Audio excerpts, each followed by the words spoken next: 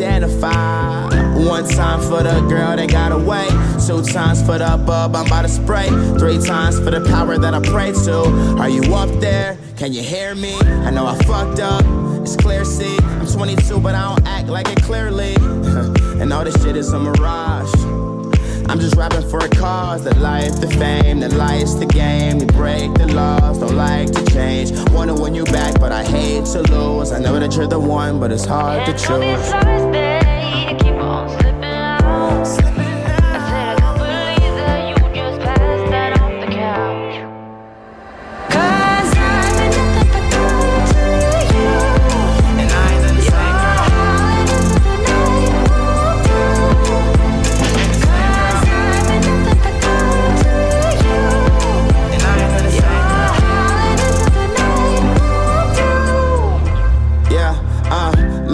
Too much whiskey in my red cup.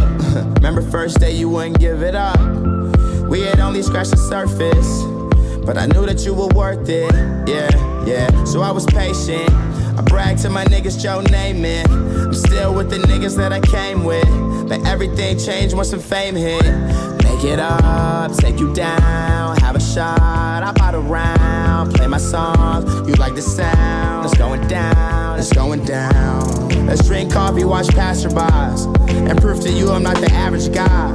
It's just my flaws that they magnify, and when it's real, you don't have to try.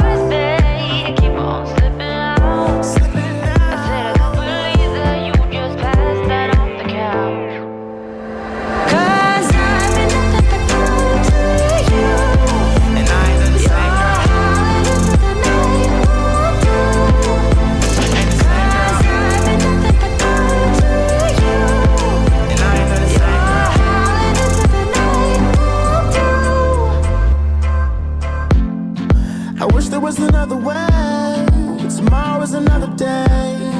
Drugs take the pain away. Sometimes I wanna run away. I wish there was another way. Tomorrow is another day. Drugs take the pain away. Sometimes I wanna run away.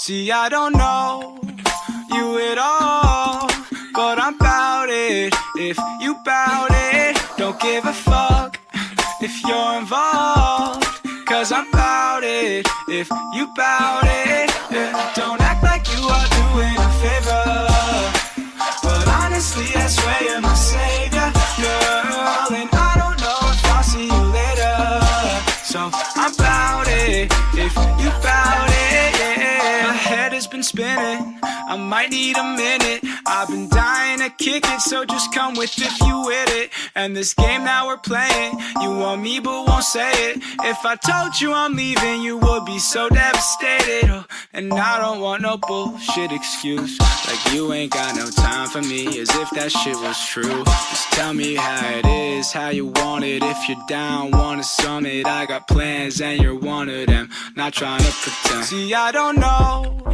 you at all, but I'm bout it. If you bout it, don't give a fuck if you're involved, cause I'm bout it. If you bout it, yeah. Don't act like you are doing a favor, but honestly I swear you're my savior, girl. And I don't know if I'll see you later, so I'm bout it. If you bout it, yeah. Hold up, did you really think I'm bad it? Say she wanna leave, but it's way too crowded. but I'll vibe with you. I'm playing games, I ain't trying to lose. And if I take you back, I'ma kiss your neck. I could be your now, I could be your next. I could be the one to relieve your stress. When we talk about sex, she unzip that dress. Bless, maybe one day I could take it. Give it to me, cause I'm tired of waiting. I'm like the latest, #1 play on your playlist. Don't trip if these other girls play it. And I don't like to fight, you the type that I'd like to wife. Guy feeling like life is nice. At the movies eating Mike and Ike's. And if the price is right, then I guess I'm bout it. See, I don't know you at all, but I'm bout it. If you bout it, don't give a fuck if you're involved, cause I'm bout it. If you bout it, yeah. Don't act like you are doing a favor, but honestly I swear you're my savior, girl. And I don't know if I'll see you later, so I'm bout it. If you bout it, yeah. Champagne for breakfast, first things first, never put you second. Girl, don't be stressing, I forgot to mention I'm bad about it, don't be offended. I fucks with you cause you're down to earth. Got an ounce of perp if you're down to burn. You got a plan and you're still in school, or you got a man but that shit is cool, right?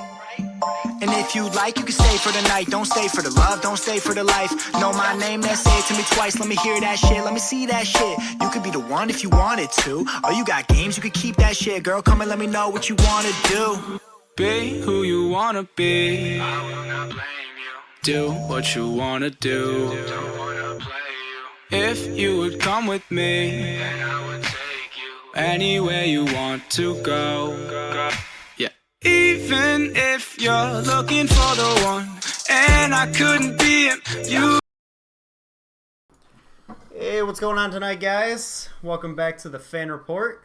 What's up, This fellas? is now our fifth week, I think. I don't know. I've lost count. Oh, it's We're been a just while stop now. counting It's at been a this while. point. So, again, gonna have a great show tonight. Tonight we actually have a special guest, a good buddy of ours. He's kind of more of a hockey guy. Steve, if you want to scooch in a little bit. Yeah. His name is Steve. As you can see from the jersey, Yeah, he's a Red Wings fan, adding to the Detroit sports team over here. So, again, welcome back. Glad to have you guys back. And this is the Fan Report, where it's by the fans, for the fans. and we got And- we got a nice round list of topics for you. Oh, we guys got a tonight. lot to talk about tonight, as usual. Not as much current events as normal for. Well, you know, it's a fun first it's a show fun of the show. week, We don't want to leave um, you guys without a show. This is a so- fun show, so again, we got our buddy here, so we're gonna have a good time tonight. Again, if you guys want to follow along, we got topics up there on the side of the screen this time. So it's a little something new that our producer worked out for us. So here we If you feel go. like following us, Producer Marcy. Real Fan Report on Twitter At Real Fan Report. at Real Fan Report. I mean, you're gonna have to have the ad, or you can't. And if you like what you guys see tonight, please feel free to hit the follow button on Twitch. You know, we stream weekly, at least once or twice a week. and feel A free little to bit join of us in an the odd chat. show day for us It tonight. is. Though. It's our Wednesday first. night. It's our first weekday show. Yes, we It know is Friday night is a weekend. Yes, it is our of first course. weekday show. So hopefully you have a good turnout. Let's have a good time. Let's have a good time. All right, so here we go. We're gonna break it off. Let's break down the topics. We don't all need to. It's right up there. Oh, that's what that thing on the right? You gotta bring up a Alright, good so- point. So, all right, you know, we'll just kick kick it it off. off Let's with the kick it off. Kick it off with the trade deadline. NHL Trade Deadline. So, kick it over to my boy Steve over here. He's kind of our hockey guy. So, again, you know, the trade deadline for basketball, the final day went very quiet. The NHL trade deadline, not so much. I've seen it all over the place today. Oh yeah, no, the Oh, yeah. phones were ringing off the hook, and if you were watching, even at 3 o'clock, 2 big names were actually moved. One of which I thought the most interesting thing was Jerome McGinley. Kind of a has-been, though, you gotta admit. I mean, love that's McGinley, what but he's you're kind of a saying. has-been. I mean, he still produces though. I mean, you can say that. People say that about Zetterberg. People say that about Now, if there's one guy who Yeah. I'd say still produces, even though he's old as shit, is Jaromir Jaromir Jagr. Jagr. That man still How- produces. I mean, Jaromir Jagr is. I mean, just, Ageless. if we're talking a small tangent on Jaromir Jagr here, what was it like 3 weeks ago? He had a goal that looked like it was done by a 21-year-old. Oh, He absolutely. deked the goalie out so bad. I think his jockstrap was still How- in the how old is he? rafters. How old is Oh, he? Jaromir Jagr's 45? 45, 46. 46? Did he play that league in the NHL? Yeah. Well, he does. Oh my god. I mean, think about it, though. Think about the 2002 Wings was all guys in their 40s, basically. Eisman was pushing 40. Igor Larionov was 40. Most of those guys were either in their upper 30s or low 40s. They were Okay. all pushing that age. Well, So- also remember that 2002 team was also the best team in history of any yeah, sport. yeah. Of On any the sport. opening day of free agency, they only got Luke Robitaille, Brett Hull, and Dominic Hasek. Brett Hull. I remember watching him get a hat trick that one just time. can keep going. I remember I was there the night he scored his 500th goal. That's yeah. historic. It was absolutely fantastic. I'm quite jealous. I was a young I've been one. to some historic games, just not. All right, Steve. So, But so, Any in names? what would you say was the biggest trade of the deadline? Of the trade season, what would you say is the biggest? I have one in my opinion. I gotta go Shattenkirk going to the Capitals. Okay. Because they are a offensive stud team that will light the lamp at any given night. You give them a quality defenseman like Shattenkirk and on top of a goalie that's on top of his game, I don't want to play them. But looks like we're not anyways. So. I'm going a different route here, and I'm going to go with Ben Bishop going to the LA Kings from Tampa Bay. And the reason I say that, yes, he's a backup. He was a backup in Tampa Bay, losing his starting job to the young gun. However, guy was still a Vizino runner-up last year. I mean, the guy's still a game changer in between the pipes for any team. Doesn't matter who you are. Ben Bishop is a household name that can stop the puck. Oh, I agree with you 100%. Ben Bishop he reminds me of Ole the goalie back in 1998. You know, Ole the goalie. to bring back. Well, see, Ben Bishop is a kind of new school style of goaltender new school style of netminder that you didn't really see back in the day. He's a large individual. He is. He's he very. is. I mean, he's 6'6". I know. He's a big boy, and that's something that you hadn't seen until recently with goalies. Where now you don't see him below 6'2". The bigger the netminder now, the better the goalie is, in my opinion, because they're able to cover more ground. The only weakness for them is their 5-hole. As soon as you spread them open, the 5-hole's even bigger. But they're able to, their shoulders stay above the crossbar when they're in the butterfly. They're able to get to places. They're able to already be in front of the puck, in between the net and the puck, before he even has to move. That's the difference there. That does give you an advantage. It really does. And no, you're 100% right. Ben Bishop is a very, very high quality goaltender, and I would love to have him on the Red Wings. Move it a little bit, absolutely. It's better than given our probably better than what we've got now. current I situation. mean, if you guys want, we can back it up a little bit. Yeah, you know what? Let's back it up. Yeah, Little camera adjustment for you guys, so you can see us. there we go. Oh, that's beautiful. That's better. That's All right, now we got us all in the better. frame. It's All probably right. loud as shit, and I apologize. But But back to Ben Bishop going to the Kings. I really think that he's going to be a trade chip later, like potentially next year. I mean, Boudreau was a quality goaltender as well, and we know that Tampa Bay was trying to clear up cap space, so I think it makes sense for both times. so then, who would you say is? We've already kind of talked about the biggest winners with the Shattenkirk trade and the Bishop trade. So Well, who the would you biggest say? winners or the biggest trade? We said it was the Well, I biggest mean, winner. yeah, they're kind of the biggest winners at that point because the LA Kings got the netminder that they needed and the goal scorer in Shattenkirk. I mean, you got situations where you're setting your team up to be even better and making a playoff push. agree with that, Steve? Well, yeah, I do. But also, Montreal made a plethora of moves. They weren't really big headliner deals, but I mean, they were putting together some pieces that I think that they felt they were missing. And I honestly think Steve Ott going over there is going to give them a little bit more grit as opposed to that finesse that they've been. A little bit of depth too. Yeah. Oh no, it definitely is. And you know, it's going to be a very fun Eastern Conference. Oh, absolutely. It's all the Eastern Conference is always a bloodbath, anyways. You know, but so, with that being said, who would you say is your biggest loser of the deadline? Unfortunately, I gotta go with my Detroit Red Wings. That's exactly who I'm going with. And honestly, it's the shots fired. Vanek going for a third-round pick and some defenseman I've never heard of. I- McElrath? McElrath it's McElrath, and he was a number 10 overall pick in 2010. Is that true? Yes.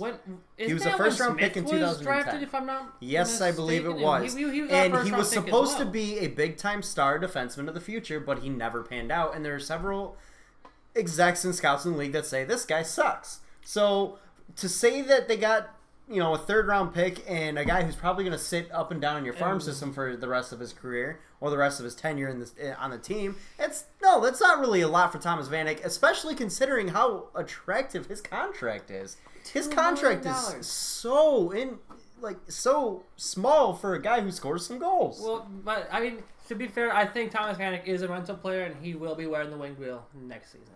He's. You think he's coming back? I do 100%. He's been quoted saying his kids are going to finish up the year in Detroit. That he loves. If that's the here. case, then I will be 100% disappointed in my Red Wings because that will literally continue the trend that has created the problematic situation that they're in now, which is to bring in free agency the veteran player, the veteran goal scorer towards the end of his career, just so they can come close to making the 8th seed. And that needs to stop. I'm sick of the streak. They made it 25 years. It's time to give it up. I do agree with that to some extent, but honestly, Steve Ott with $2 million a year, that's a pretty attractive deal for a 20-goal scorer.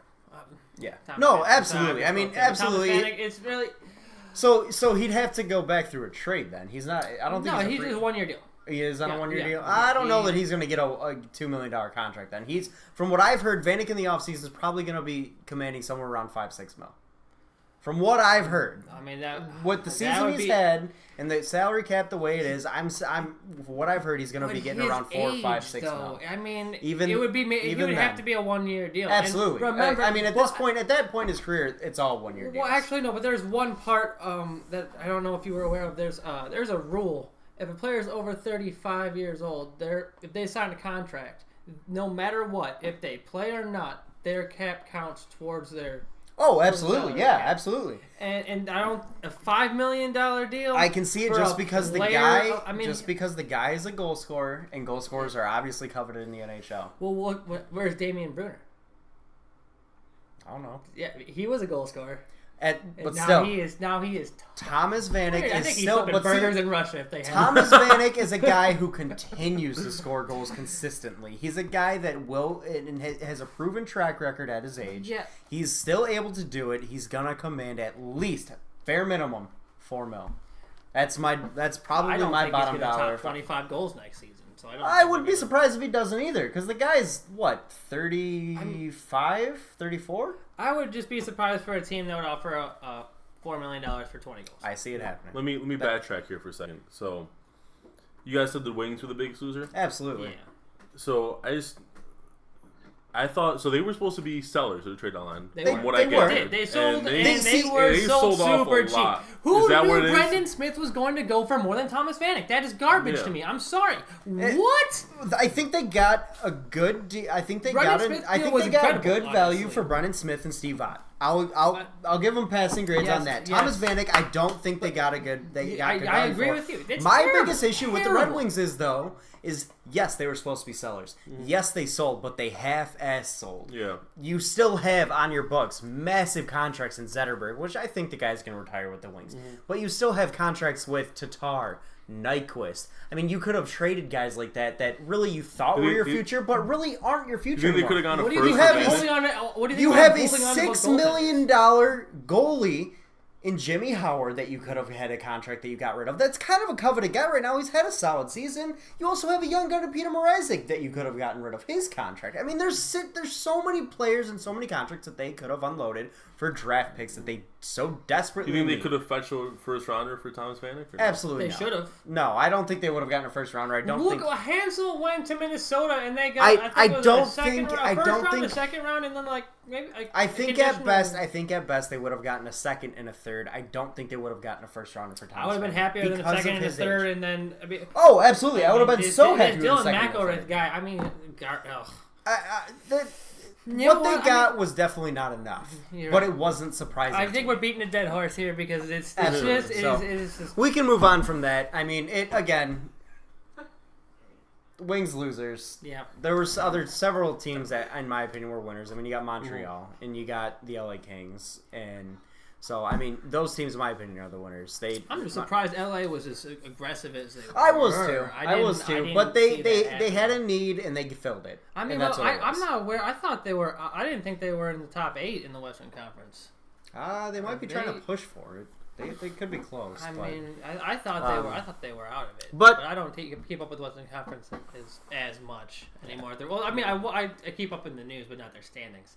But anyways, we'll move on from that. We're gonna break into a little bit of all-time starting 5 in the NBA. Well, who is your all-time starting 5? I'm talking from the beginning of the day, from Dr. James Naismith to today, to tomorrow. Who is your all-time starting five in the NBA's history? I will throw out my first. We're gonna go position by position with this. We're gonna hope you guys get involved with this if you guys wanna.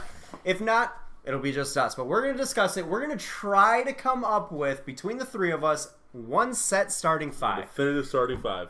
I'm gonna break it down at center first. I'm going with center for a reason because I have a wild card. Guy that I don't think you guys would name, either one of you, and that guy is a guy by the name of Akeem the Dream Olajuwon. You took mine. That is my guy at the 5. He is my guy at the 5, and that's because he is an absolute. He was dominant. He was a scorer, a rebound, a shot blocker, a defender. He was everything you would want in an athletic, playmaking center. And that's what I would want on my all-time starting 5. Yeah, you could argue a guy like Shaq, who was dominant around the rim. But right Akeem could step away from the rim. You could argue a guy like Shaq. You could also argue guys like Kareem. I mean, you could argue Bill Walton. I mean, there's so many. Chamberlain, absolutely. But I still got to go with Akeem the Dream Olajuwon because of the situation because of the way that he was able to play the game. Well, let me preface this by saying that you're gonna sense a theme in my picks. I'm gonna be biased against people like pre-84. Well, I don't think we can do that just because you gotta go with. You gotta just play it as. Let's drop the opinion of the 60s and 70s players were nowhere near as good as the players of today in the 80s. Drop that opinion altogether. Just go by with what we saw. Oh, if I drop that opinion altogether, it's Bill Russell. I still say Akeem the Dream. If you want to go purely off numbers, numbers, Bill Russell was dominant against the talent, dominant against the talent and size that he played against. However, I still think Akeem the Dream Olajuwon's the guy you need. See, what do you say? I just love his nickname too. How great of a nickname is the Dream? I gotta go Shaq. I really do. The dude's dominance at the center position for his entire tenure. How long was it? How long did he play? Well, almost 20 years. And the dude was a top center the entire time. No matter where he played, no matter who he played with. You take a guy like that makes the entire team around him better. You give a chance for a championship. Yeah. Oh, there's no doubt Shaq definitely drew double teams and even triple teams for teams.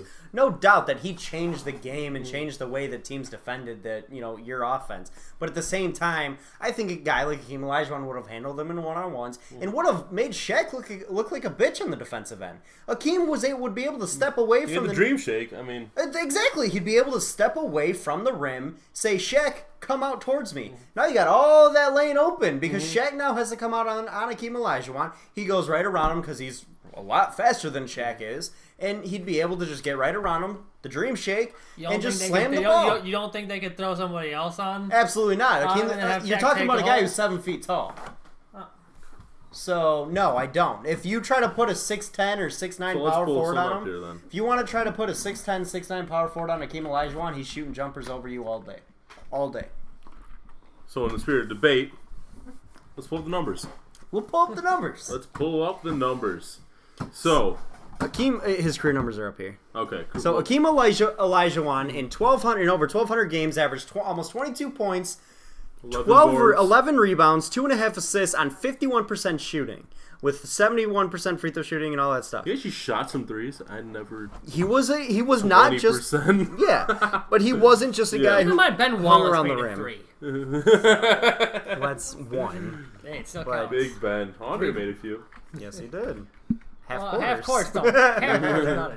So he's made legitimate 3-point shots. Yeah, he has. And then Shaq's career numbers are 24 points. 10.9 rebounds, 2.5 assists on 58.2% shooting. Very close, a little bit better. Akeem Olajuwon, remember, played more games than Shaquille O'Neal did. I mean, and in my opinion, Akeem Olajuwon would have beaten Shaq any day. Just by the way he played the game. I still think Shaq played in a tougher era, and he poured it. I would disagree because Akeem Olajuwon played in the golden age of basketball, the 80s. I would disagree this because of this, Steve.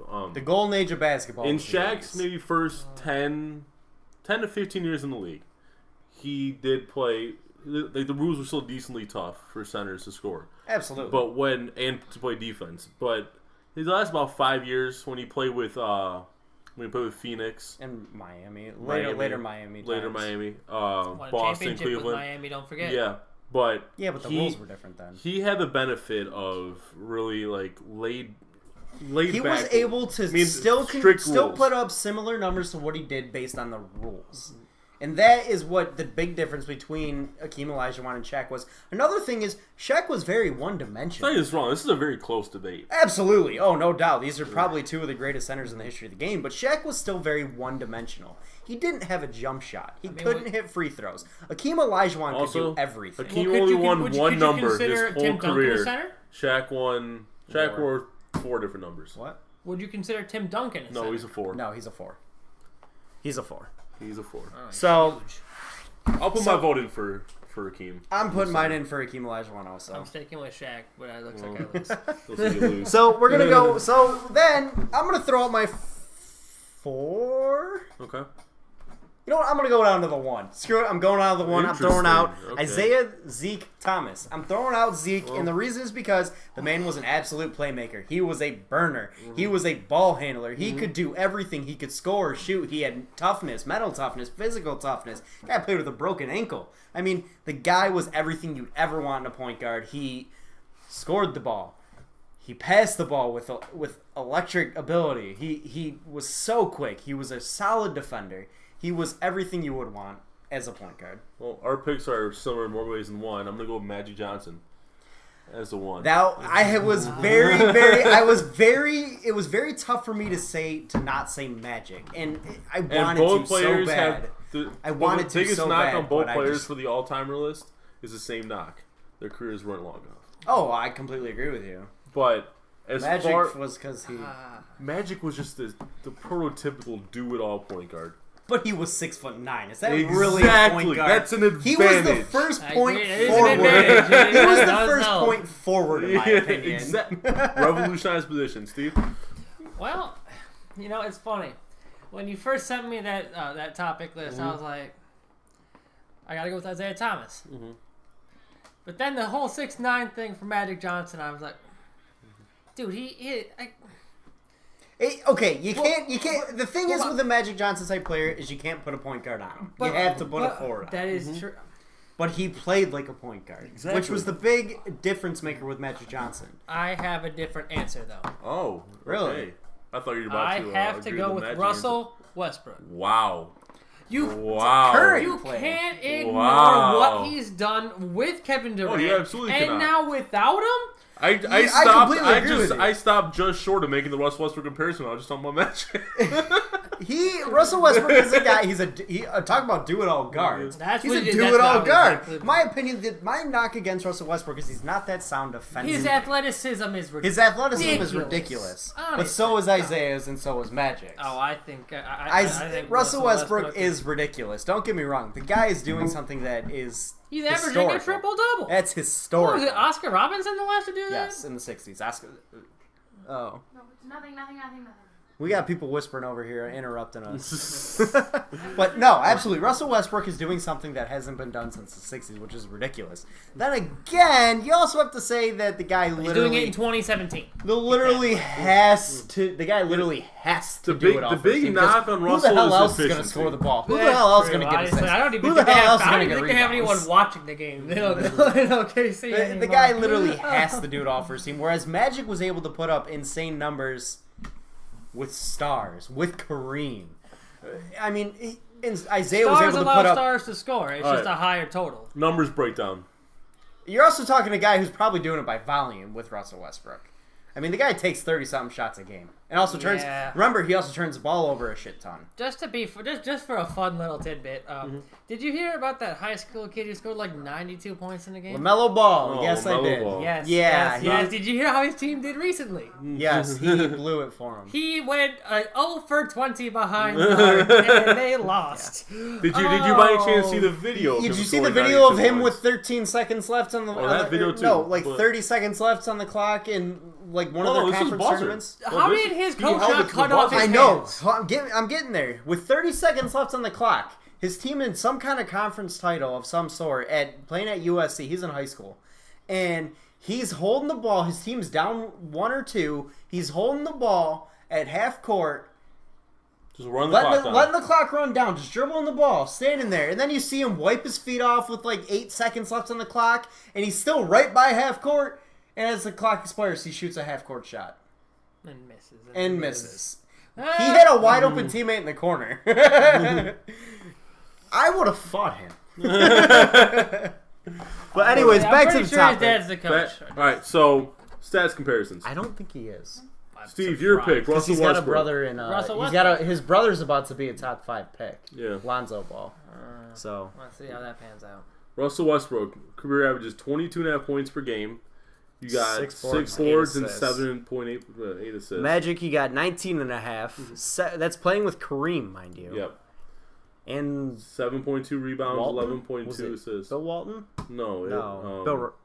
Was it Bill Russell? It was Magic, Kareem, and what's his face with the goggles. Yeah. Why can't his name come I don't know. I can't think of it. We'll come back to that. Bugging Anyway, the shit out of me. and then Isaiah had 19.2, 9.3, and so 3.5. absolutely, 2 of these guys are clearly the more do-it-all point guards. Yeah. They're more aggressive when it comes to going into the lane and cleaning up the trash. But remember, Isaiah played with a guy by the name of Bill Laimbeer who did all that for you anyways. Dude, so he didn't have to. So did Kareem. Yes, exactly. But so did Kareem. That is so funny. Not the way Magic, but Magic was 6'9". That's the difference, though. He was 6'9". He still managed to get in there. The man's Isaiah was what? Rebounds Isaiah was what? the center. 6'1".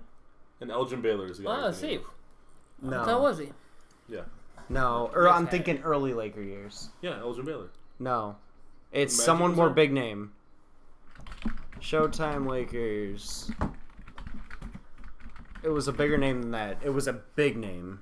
86-87 Lakers was Kareem, Michael, AC. James Worthy. James Worthy. That's who it was. That's who I'm thinking of. So, I mean, you're talking about Russell Westbrook plays with nobody. Magic and Isaiah put up the numbers with other stars. Bill Laimbeer was still a star. He played with Kevin Durant for his. But he didn't put up the numbers that he does He now. wanted. Yeah, hey, look, what are his career averages? He wasn't averaging Career a averages double, 22, 6, and 8.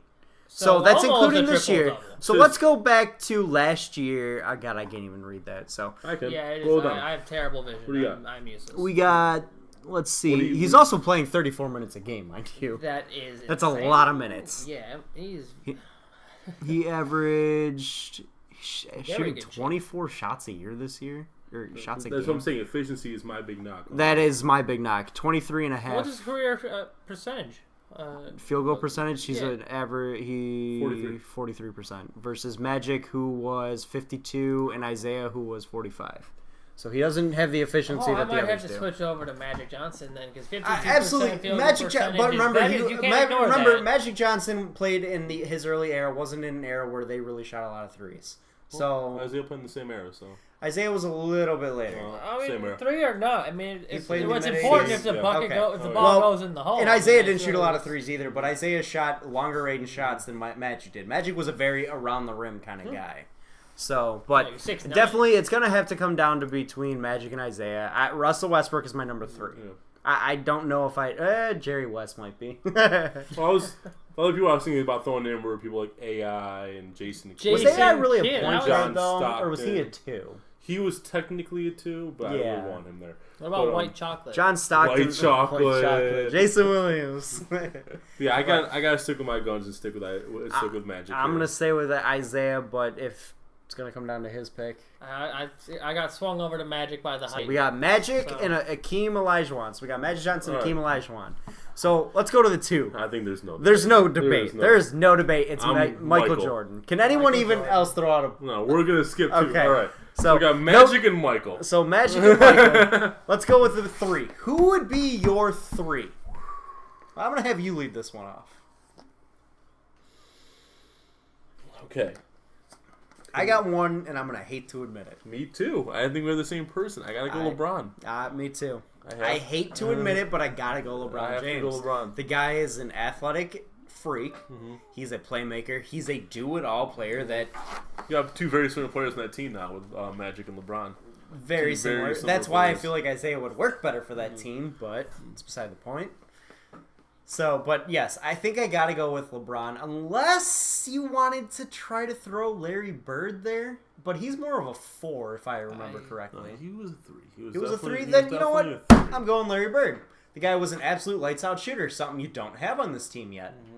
If you want to build an all-time starting 5, you need a lights-out shooter. You have Michael, but you got to go with another one. That's a tough debate. Steve, I'm going with Larry Bird then. You throw your hand in the ring here. What do you say? All right.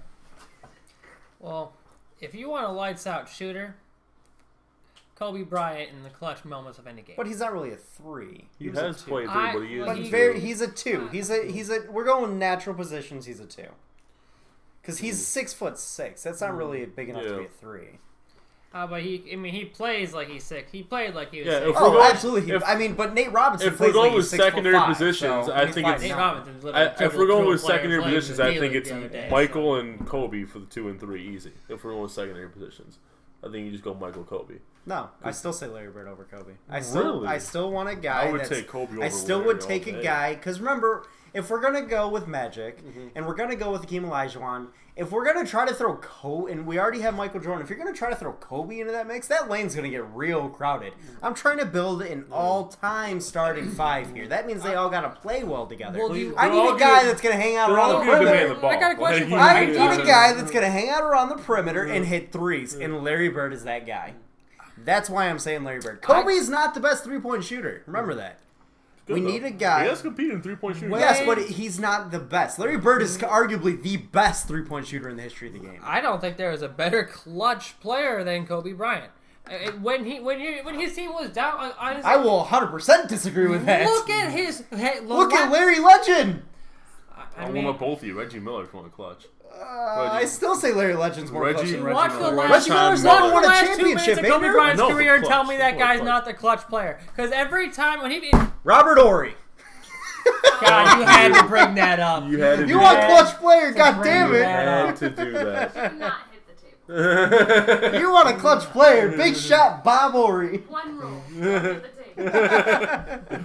No, you want a clutch all-time clutch player? Larry Legend. That is the man. Not only do you have Akeem the Dream, Michael the Greatest Jordan, Air Jordan, you also got Larry Legend and Magic. I mean, you got Magic, Legend, the Great One, basically, even though it's Wayne Gretzky, Air Jordan, and you got the Dream. You got the best nickname team of all time.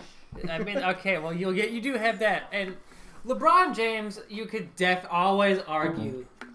No doubt. I mean, the guy's an absolute playmaker. But you want to know what? I don't think he's a natural champion. I don't think he's a natural champion. I don't really don't. I don't and either. I think that is one of the reasons why I don't want him on that team. I don't because he's clearly proven the fact that he does not mesh well with all-stars. Like, you know what? The teams that really had the best chemistry-wise. On the floor, he looks amazing with all-stars. But I don't. In a game of 7 series, I see him losing more often than winning. If we're going all-time starting 5, that means you got to build a starting 5 that's going to work. If we got a guy like Magic, we got a guy like Jordan, and we got a guy like Hakeem Olajuwon already set, that lane is already super, super, super crowded. You got to have a guy that's going to hang around the perimeter that's a lights-out clutch shooter, and that guy is Larry Legend. He's not a 3. Is that You gotta. This is in a 3 though. You gotta have a guy who's that would have been a nice pick to throw in for the one game though. I think he's got too many flaws. He does. I do I'm just too. saying it would have been fun to debate it, but you gotta throw in a guy who's a lights out shooter on the perimeter and they're able to hit that mid range jumper, hand in his face or not. That you can kick the ball out. Imagine Michael or Magic penetrating the lane, gets doubled, kicks it out to Larry Bird for the 3-point shot at the end of the game. He's going to hit that shot. He is the most clutch player I have ever seen anyone play like. He hits the big shot. Michael, yes, he hits the big shot, but he also missed a lot too. Larry Bird was the clutch shooter. That's my guy.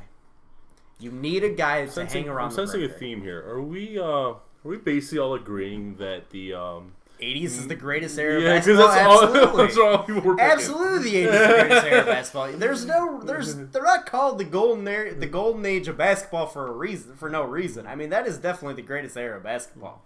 But let's throw it to a vote. Who's your pick for 3? A natural position 3. Larry Bird. Larry Bird? Nice to Larry see Bird. Larry Bird. Because All right. necessity of a sharpshooter. Absolutely. All right, so we got... So far, we've got Magic Johnson, Michael Jordan, Larry Bird, and Akeem Olajuwon. Let's hit the 4 up. Let's hit the 4. This Who is do gonna, we got this is there? going to be interesting. This 'cause one you is can going go to a be couple hard. different directions. You with could this. go. If you want to go another shooter, you could go a guy And like it could Dirk work. Nowitzki. Yeah. You could. You could also go Or inside Tim with a guy Duncan. like Tim Duncan. However, I completely lost track of who I was going to pick. I had this in the car earlier. Now I can't remember. This really pissed me off. Oh man. So anyone else wanna open this shit. up? No, I can open it up. I was gonna throw in Tim Duncan, but having a dominant paint guy like Olajuwon in there, I want someone who can step back a little bit. Duncan can. You could play it too. You don't have to play a Duncan- 4-out 1 in. Remember, you can play I know. two inside. I understand, but you got two people who are gonna want to attack the paint in Magic and Michael. Correct. So I don't keep So what you you're wanna stretch saying. 4? Yeah, I kind of want to stretch 4. So would there. you argue throwing Larry at the 4 then, even though he was more of a 3? He has played 4 multiple He times. played a lot of 4. But if we move Larry to the 4, then what would we do for the 3? Well, if you're going that style of lineup, you'd probably have to go with A very Kobe small in ball for- lineup. But probably Throw a Kobe small into ball the lineup. 3. You'd have to probably throw a Kobe into the 3 for a small ball lineup. Yeah. Well, let's keep Larry at the 3 for now. Let's keep Larry at the 3. And at the 4, I would have to take. This is a conundrum, people. This We is- were able to name several names for the 1, 2, 3, and 5. It's 4 is the really most tough. the most thankless such a position in the versatile NBA. It's such a versatile It's a position. thankless There's so position. much I And want- the you reason, can in my go. opinion, is because you have all the best players, in my opinion, at the 4 are tweeners. Yeah. That you play at the 3 and the 4. You know what? Fuck it. I think the best fit for this team is Rasheed Wallace. I just was mulling that around in my head. But I didn't want to I sound would silly. disagree and throw in Dirk Nowitzki, who would be a I better want a player. defender. Dirk wasn't a bad defender. He's not a very good defender. He's either. clumsy. Neither was Rasheed. Rasheed was Refuse a very good defender. okay. He's not very good. He was He was a very good defender. decent. He was. I know he good. was a over the top I'm- piece okay, to a but- Pistons team that I but really hold on don't here. think was the most But talented, hold on or here. as talented as everyone Is gives him Rasheed credit even for. gonna make it to the I Hall think of it- Fame? Can we He even should. argue a guy who's not gonna be in the Hall? He should. Can we even argue that? Because I don't think we can.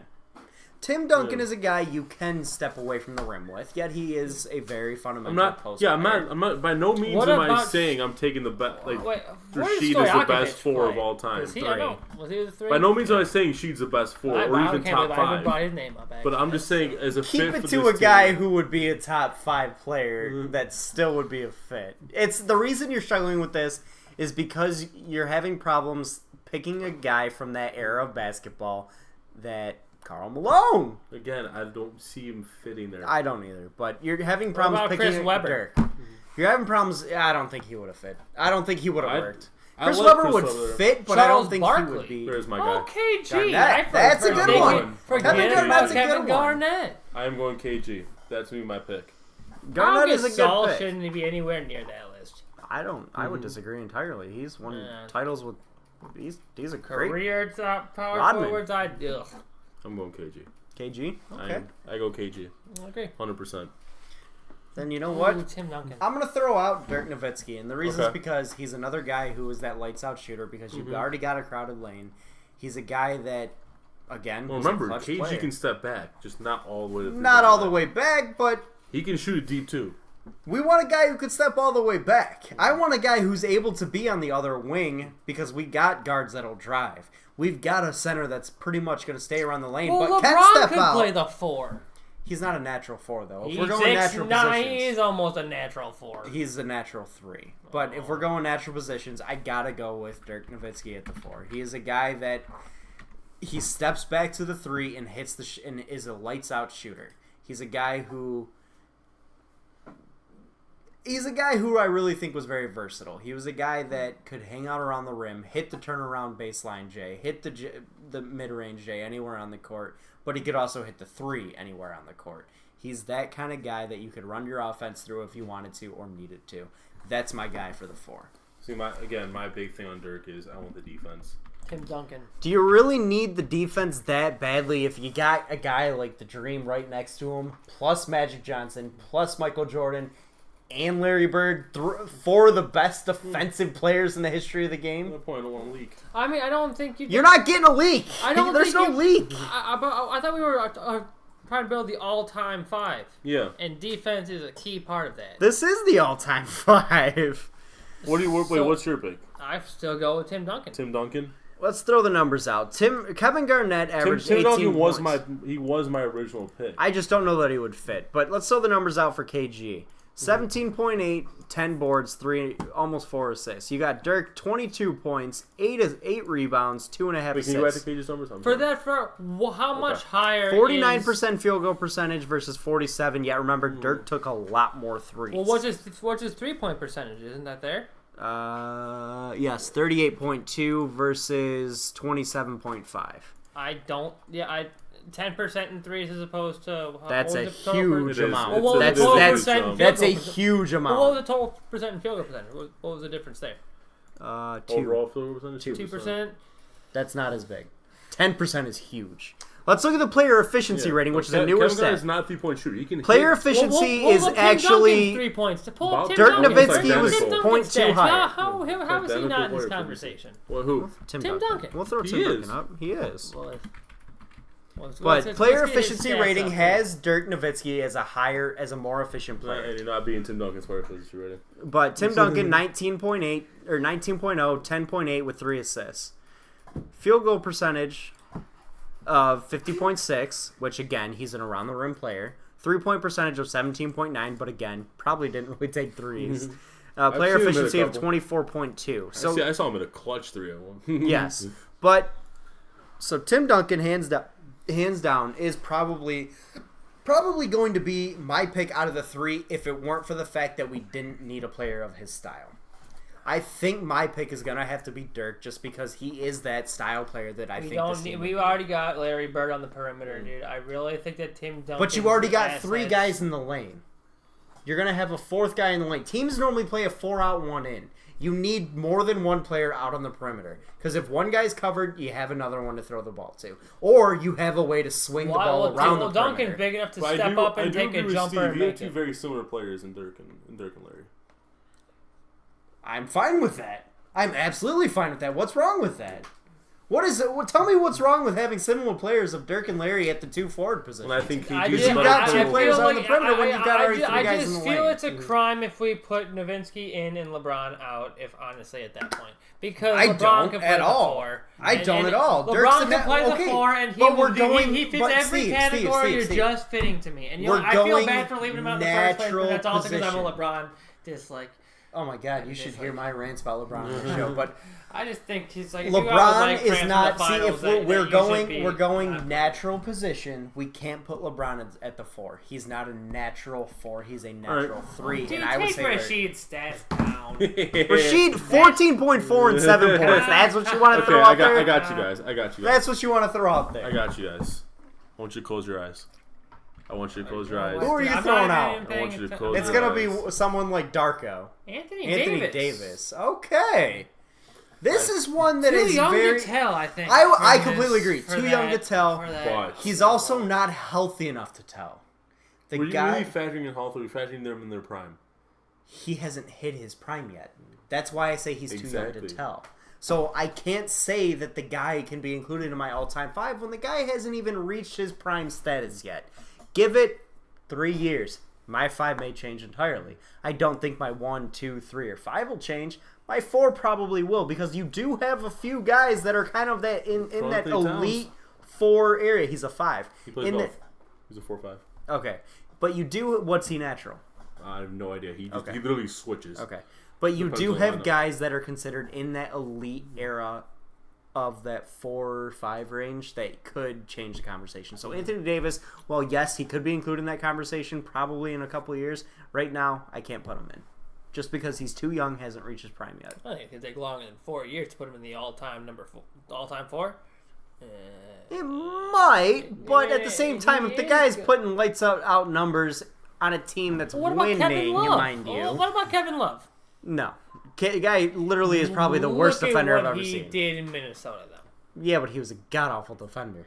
At At that least point- Dirk plays a little bit of defense. At least Garnett played some defense. I mean, I thought Kevin we didn't Love need does not defense. play I defense. thought we Let's- didn't need let's make this defense. easier. Okay, I need a little bit. Let's make this easier. So you still want Tim. You still want. I'm holding on- I'm I holding still on to want Tim. KG. We gotta eliminate one, then we gotta put it to a vote. I'm going to eliminate Duncan just because it doesn't work with the team. Even though I think Steve, he who do you probably eliminate? is the best of all three, I got to eliminate Duncan here. Who do you eliminate, Steve? So I gotta go with Dirk because we got Larry Bird. But okay, you have to remember, you're only going to have one jump shooter now. You're only going to have one guy in the And perimeter on a Magic can team. shoot. So Magic's hold on. got 50%. No, Magic is not a jump shooter. He was a drive the lane player. He is- More Michael Jordan is a drive the lane player. He still hits. Yes, he was a jump shooter, but he's not a guy that is going to hang out around the perimeter. He wasn't the greatest three-point shooter, remember that. Oh, I know he wasn't. I know. He was actually not even that good. You have one player that's able to hang out around the perimeter, and that's a situation that you really need.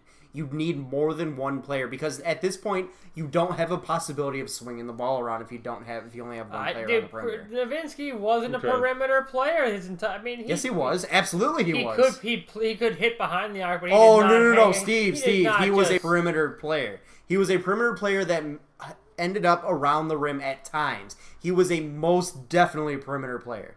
He was a perimeter shooter. He was a mid-range shooter. He was known as the shooter. So he do was we- not a post player. Do we agree though that we want someone who can both like a 3 and D4? Do we agree? Absolutely. Okay. Not so much a D, more of a jump shooting 4. A jump shooting 4. What about Kevin McHale? Kevin McHale's a guy you could argue, absolutely. But I think you could absolutely argue. yes, however, Let's look up Kevin McHale's numbers. Or is it on here? That's- yes. 17.9, 6-time All 7.3. D selection. There you go. Well, there's your D. There's your But- field goal. There's your field goal percentage. So does that mean he was a jump shooter, We'll though? find out. I don't think Kevin McHale was much of a I jump believe shooter. he was. Hold on. The fact that you can type in the name Kevin M and his name doesn't pop up should say enough His for you. turnaround shot was deadly accurate and unblockable. How about his three-point shot? I want a guy That's that what I'm can. gonna find out. I don't know what it's. I want a guy that is able to hang out around the perimeter along with Larry Bird because I need more than one perimeter player on this team to be successful. 26%. Yeah, not very good. Okay, so we have one vote to eliminate Tim Duncan. We have one vote to eliminate Larry Bird. Dirk. Not Bird. Dirk, sorry. Oh, he did shoot 40% one year. 1 year. How many threes did he take that year? He averaged half a 3 per game. Oh, yeah. That's not a three-point shooter. So about like 43s. That's not a three-point 41. shooter. Let's look at Dirk's Okay, number there. okay. Whereas he averaged, let me find it, 3-pointers a game over 1.3 in his career. Throughout his career. For a 4, that's pretty high. That's He wasn't hanging around the 38.2%. perimeter, though. I mean, But he is a guy one that, per but game. Steve, he is not a post player though. And yes, that is for a 4, that is a guy who kind of hangs out around the perimeter. He's a guy who was a wing jump shooter. That was his primary position, was a wing jump shooter. Well, I gotta go with also. I mean, Kevin McHale. I mean, that He's not a jump shooter though. He's a jump shooter. It's not a I don't think he shooter. was a his jump shooter. turnaround jump shot was deadly. His turnaround accurate. jump shot was deadly accurate, but that does not mean that he Like was a Rashid. jump shooter. It's like Rashid. Rashid wasn't really a jump shooter, We still have to though. eliminate one. We're getting off topic here. Okay, So I, it's basically up to me who I choose to eliminate, but you guys each chose each other, and I was planning on eliminating KG. that was your pick. It was my pick, but you guys kind of turned me against him Why? because KG's my number 2. he's my number 2 also, but I think he's number 3. at the same time, like, okay, he's my number 2 overall, but you can argue that Tim What about Duncan Barkley? does basically everything he does better than him, but I just don't think Tim Duncan is as good of a fit as KG because KG can step back a little more than Tim can. But then you got Dirk being a better shooter than KG. You have to remember that a shooter is a dire need on this team right now. We don't have a shooter outside of Larry Bird. So you think you consider Michael Jordan? Michael Jordan is not a think- shooter. He's a driver. I think we He's go. an athletic player. I think we go between Tim Duncan and Dirk. I say Dirk. Duncan. God damn it! I need a jump shooter. Think Tim Duncan is the better four. Absolutely, I completely agree with you. But to fit the motto of the best all-time five. Based on fit, I have to go Dirk. Based on fit. I will agree. Tim Duncan is the better four and arguably the best four of all I think time. KG's a better four than Dirk, too. I do too. However, for the fit for the team, I gotta go Dirk. Now, if we were just going position, best all-time position by position, can we talk about Tim Duncan. Tim's nickname? His nicknames are Old Man Riverwalk. Okay, now we're ruining the best nicknames. Old Man Riverwalk. Throw him on the team. All right. We spent a shit ton of time on this did. Old topic. Man All right. River Dream. But anyway, so we have our starting five now. We have Magic at the 1. We spent damn near 40 minutes on this topic. We went to like 25 on the Oh, third. true, okay. But we have Magic at the 1. We have Michael at the 2. We have Larry at the 3. Dirk at the 4. Hakeem the Dream At the at the 5. That is our all-time. Who starting beats that team? Nobody. Not nobody. You shitting me? Not even the Russians? Food for thought. No. Food for thought. Who's your 6? Who's my 6 man? LeBron. Kobe. Sorry, scratch that. Kobe's my 6 man. Kobe. LeBron doesn't even crack the top 6. I like it. I'm with Kobe too. Kobe. All right. All right, we got him. 6 man of the year, Kobe Bryant. I'd probably With throw Karl Malone. No, 6 man of the year, Antonio McDyess. Carlo or no? Anyway. Carlos Williamson. Oh, Lord. Corliss? Corliss. Carlos? Jesus. Corliss Alright. Williamson. God Thank damn. God most of the people here don't know who that is. Chucky All right. Atkins. All right, we're going to move on. Carlos We're gonna- Williamson actually won 6 man. We're of the going to year, move on. thank You guys are going to forget everyone else for the Yeah, I rest of think this he's thing. alright. All right. Wow. So, anyways, Best- best non-champion This of could be any sport. Any Best sport. player to never win a championship. Best player to never win a championship. Steve, I'll let you lead this one off. You I have mine in my head. We have a 50-50 split, and they're both Lions. Wow. Really? I think I know who both your Lions are. I think everybody was. I do too. And I'm gonna. Throw them out. I can Barry see. Sanders and Calvin Johnson. Barry Sanders Can and argue Calvin them both. I really thought you were going to say Joey Harrington. You know who dated Throw his ass in there too. Who's yours, Andrew? Okay. I'm only going to throw out one, personally. I think the best player to never win a championship has got to be Charles Barkley. You really think so? Chucky. All right. I have a lot. No. I have a lot of honorable mentions. So you know what? Scratch that. I'm throwing that out. I'm gonna go with the theme of players getting their career cut short, like Calvin and and Barry. I'm gonna go T-Mac. They cut their career I'm short. going T-Mac. Over Chuck? I'm Get going- out of here I'm with going that. T-Mac over Chuck. I don't even think I he take cracks my T-Mac. top I take 10. T-Mac Based over on, Chuck. based on raw talent. No way. Based on raw talent. I got Consider the era. Okay. Anyways. Based on raw talent, Allen Iverson. Allen Iverson too. Allen Pound for Iverson's pound. up there. Pound for pound, you could argue Allen Iverson's the best player He of could all stop time. I'm going to Dime. disagree with both of you, and I'm Anyway. going to go in an entirely different sport. Okay, baseball. I'm assuming. We'll get there. Okay. I was thinking baseball. Now, I actually thought about this a lot. I'm going to go off on a little spiel, as I normally do in situations like this, but I was giving a lot of thought. For base, and the reason was because there were so many sports with so many guys that never won championships. Football, Barry Sanders, Dan Marino, one of the greatest quarterbacks ever. Dick Butkus, Marino. one of the best defensive players in Dick Butkus. Football is definitely the easiest to pick because it's not very, very few players. win Exactly, championships but in football. hockey. I mean, you've got Ovechkin still not there yet, but you have Jerome McGinley, Peter Stastny. I mean, you have the Sedin sisters. I mean, Henrik and Dennis. This Indian sisters. Then you got basketball. Karl Malone. One of the all-time greatest scorers in the history of the game. Charles Barkley, He Reggie was Miller, so close. AI. I mean, So close. so Karl close. Malone. But no. And then in baseball, What about you've Gary got... Payton? Did he win with? No, you never No, won. he never won. Then with baseball, I mean, you Pistons throw stopped him out... from winning. Yes, he did. But with Same baseball, thing, you same throw game. out... You Game throw five. out Yeah, a guy like Tony Gwynn, one of the greatest pure hitters in baseball. Ted Williams, the greatest hitter in baseball. Oh, I just came up with another one. And Ty Cobb, again, one of the greatest hitters in baseball and one of the greatest players in baseball. But my guy is none of them. My guy is one of the best, most pure athletes in the history of sports. One of the best, and it comes from the sport of baseball. One of the best baseball players in the history of the game. The best 5-tool player. The best, in my opinion, top 5 at worst player in the history of the game. Probably the most smooth swing I've ever seen. The most beautiful his swing is a work of art. And the fact that this man never won a World Series is an absolute travesty, and that man is Ken Griffey Jr. That guy was an absolute superstar. He could run. He could hit. He could field. He could hit for power and contact. He could do it all. Did he ever score 13 points in 30 seconds? He hit several. I'm pretty sure he hit 4 home runs in a game. You know how many players have done that? Very, very, very few. Another argument: is T-Mac one of the top 5 players in the history of his game? No. You can't. I'm not saying. Was he a top 5 talent in the history of his game? No. Ken Griffey Jr. is. Would you at least say so? Absolutely. Top 5 talent? Abso-fucking-lutely. Oh, we're talking talent, not player? Yeah. And even player, I'd throw him up there. Abso-fucking-lutely. The guy was one of the best pure hitters in the game for contact and power. Guy could run. Guy was an amazing fielder. Guy had an amazing arm. I mean, what more do you want out of a player? That's 5-tool right there. T-Mac really wasn't the greatest defender. Solid shooter. Great shooter. Good shooter. I'll give you that. Good shooter.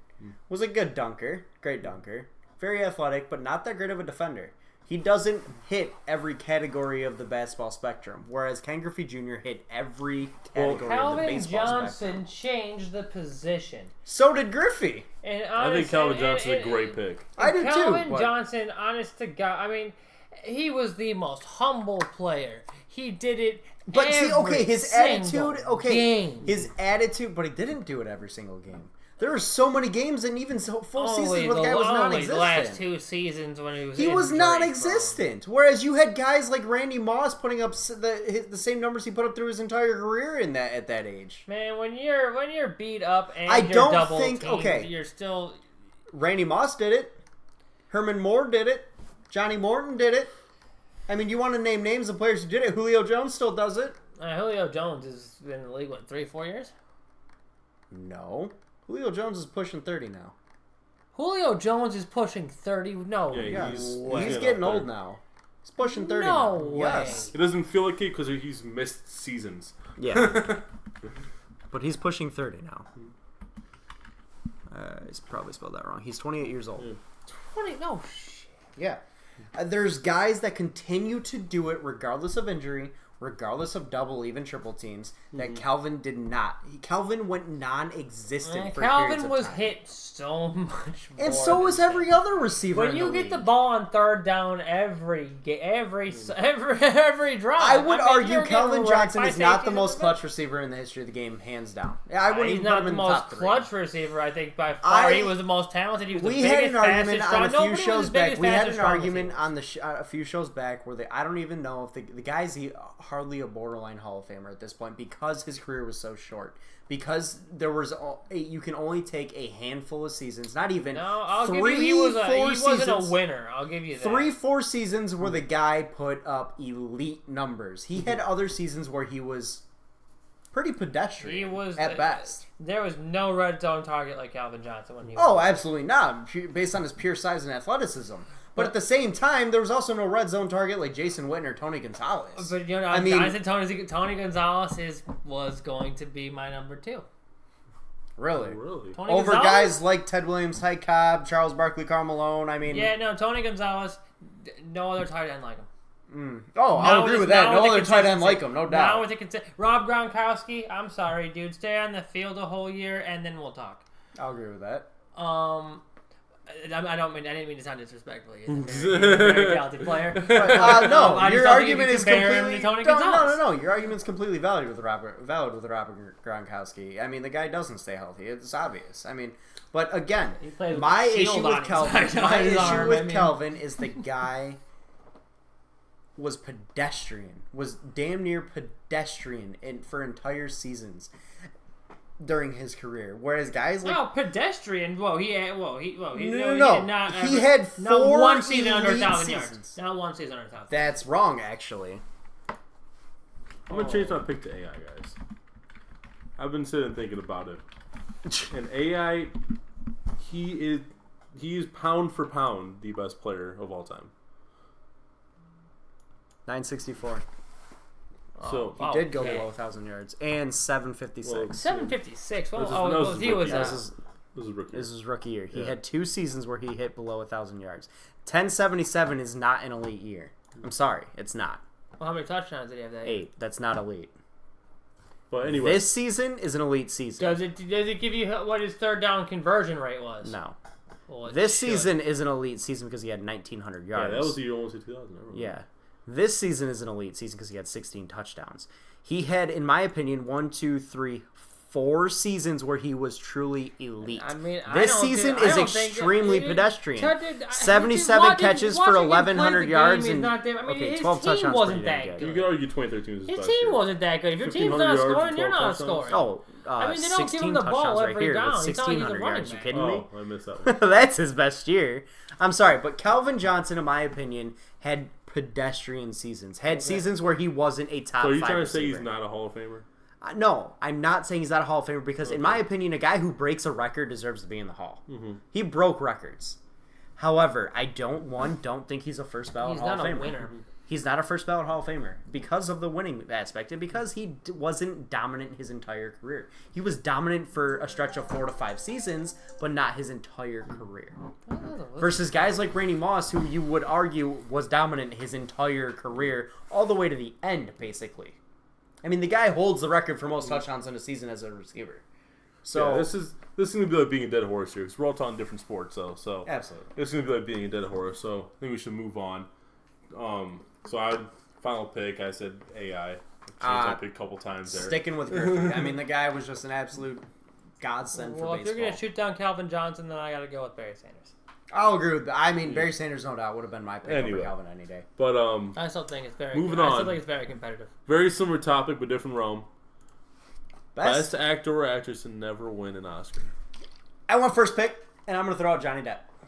And I not knew just you- because I my knew you girlfriend's were- extremely obsessed. He's my number 2. I kind of knew you were going that way. Not just because my girlfriend's extremely obsessed, but because I'm actually truly a big fan of the guy. I very think talented. he is a very, very, very talented actor, yet he hasn't starred in films you would consider to be your Oscar movies. Yeah. He absolutely deserves it. I mean, the guy is one of the top, if not the top actor out there right now. As far and as has been for the last acting, decade. as far as Decade. acting, he's one of the most talented actors out there. He does not have the greatest movies though. No, I'll completely agree with that. And I mean, he is hands down one of the greatest actors out there. One of the greatest actors ever. He absolutely, for his acting ability, deserves an Oscar. And by no fault to no fault of his own, he doesn't have one. So that's my pick. Steve-O? You know what? Johnny Depp was my number 2. And I was mulling it over all day at work today. And I was like, well, nope. Got to go with Will Smith. Will Smith, because of his was my number 2. diversity. He's hilarious. He's real. He's not very good in action movies, though. He's I very disagree. outside of I Bad thought he Boys. was- I thought he was I Am one of Legend. the better I parts did of think he I was thought he that was one of the good. better Men parts in of Black? Suicide Squad. That's not really an action movie. That is an action movie. It's more of a sci-fi movie. iRobot? It's again a sci-fi movie. Okay, action though. It's not very actiony. The zombie one where his dog dies. I Am Legend. I don't think he was I that Am great Legend. in. I I thought think it that was- I movie thought it was was great. fantastic in it. I thought that movie was fantastic. I don't think he was fantastic. He was the movie though. I still I think don't I think thought he he was was that good in. fantastic. I thought he was one of the better thought parts that- of Suicide Squad. That's yeah. a terrible movie. Yeah. He was the lone shining star. I don't get me wrong. Will Smith's versatility is second to none. How he didn't get an He's Oscar hilarious. for the He's Pursuit very, of very- Happiness, I don't understand it. That's just silly. But Or 7 pounds. I Or think 7 Will pounds Smith for that was. matter, I too. think Will Smith was my number 2. I'll agree with you there. My guy is Edward Norton. Really? Yes, and I If think it's for American History X, I'll jump on that one. I think he should have 2 Oscars right now. I think he should have gotten a Best Supporting Actor for Primal Fear, and I think he should have gotten an Oscar Best Actor for American History X. It's a tough role to play. And I mean, Because he plays the role of you hate him and then you love him and then you hope for his redemption and then you're very sad. and he doesn't. That's how the end of that. That just basically summed up the whole movie. But he's for me. also one of those guys that not all of his movies are the best movies. Just kind of You like seen Johnny The Depp. Illusionist? I thought he But- was the only yeah. good part of that. Yeah, movie. but I'm saying the movies that he's in that are good, like he's in some fantastic movies, and another big part of it is the people he's lost to the people he's lost to when being up for awards, like he was up for Best Supporting Actor for Primal Fear. He lost to Cuba Gooding Jr. for Jerry Maguire, I believe. Yeah, Jerry Maguire. And Really?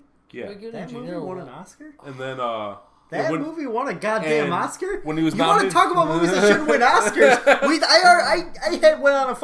I had a fucking tantrum last night about The Lobster, and now we're talking about Jerry Maguire won an Oscar? But, Get the fuck out of here. and then when he was nominated for Best Actor for American History X, he was nominated for that, but he lost to Roberto Benigni. I don't even know who that is. For Life is Beautiful. I actually have never heard of that movie. We lost to a movie which we've never heard of from an actor which we've never seen. Again, So at least 40% of Oscar-winning movies I've never heard of, so... And then, but I don't. to be fair, I don't watch the Sundance Film Festival. I know a lot of artsy people. My honorable mention is Robert Downey Maybe Jr. consult one of them. Robert Downey Jr. That's my honorable mention. I don't know. Oh, in my one-dimensional opinion, actor, I would one-dimensional. completely agree with one-dimensional. Have you seen Tropic Thunder? Okay. If that's your reasoning, then get the fuck out of here. Due date, he's funnier than Tropic Thunder. He was nominated for Best Supporting Actor for Tropic Thunder. Well, Because he was a white man playing a black man playing a white man playing a black man? No, I lost count. That's a an white inside man- on Oreo that is the White man funniest playing thing an I've ever heard. Australian man playing a black man. That's right. He was a white man playing a white man playing a black man. White, Australian, black. That is, I can't follow. He's a white man playing an Australian actor. I mean, no, I heard you. I I'm heard sorry, you the first but 3 times. I can't put Robert Downey Jr. in my opinion. I had to put Robert Downey Jr. there.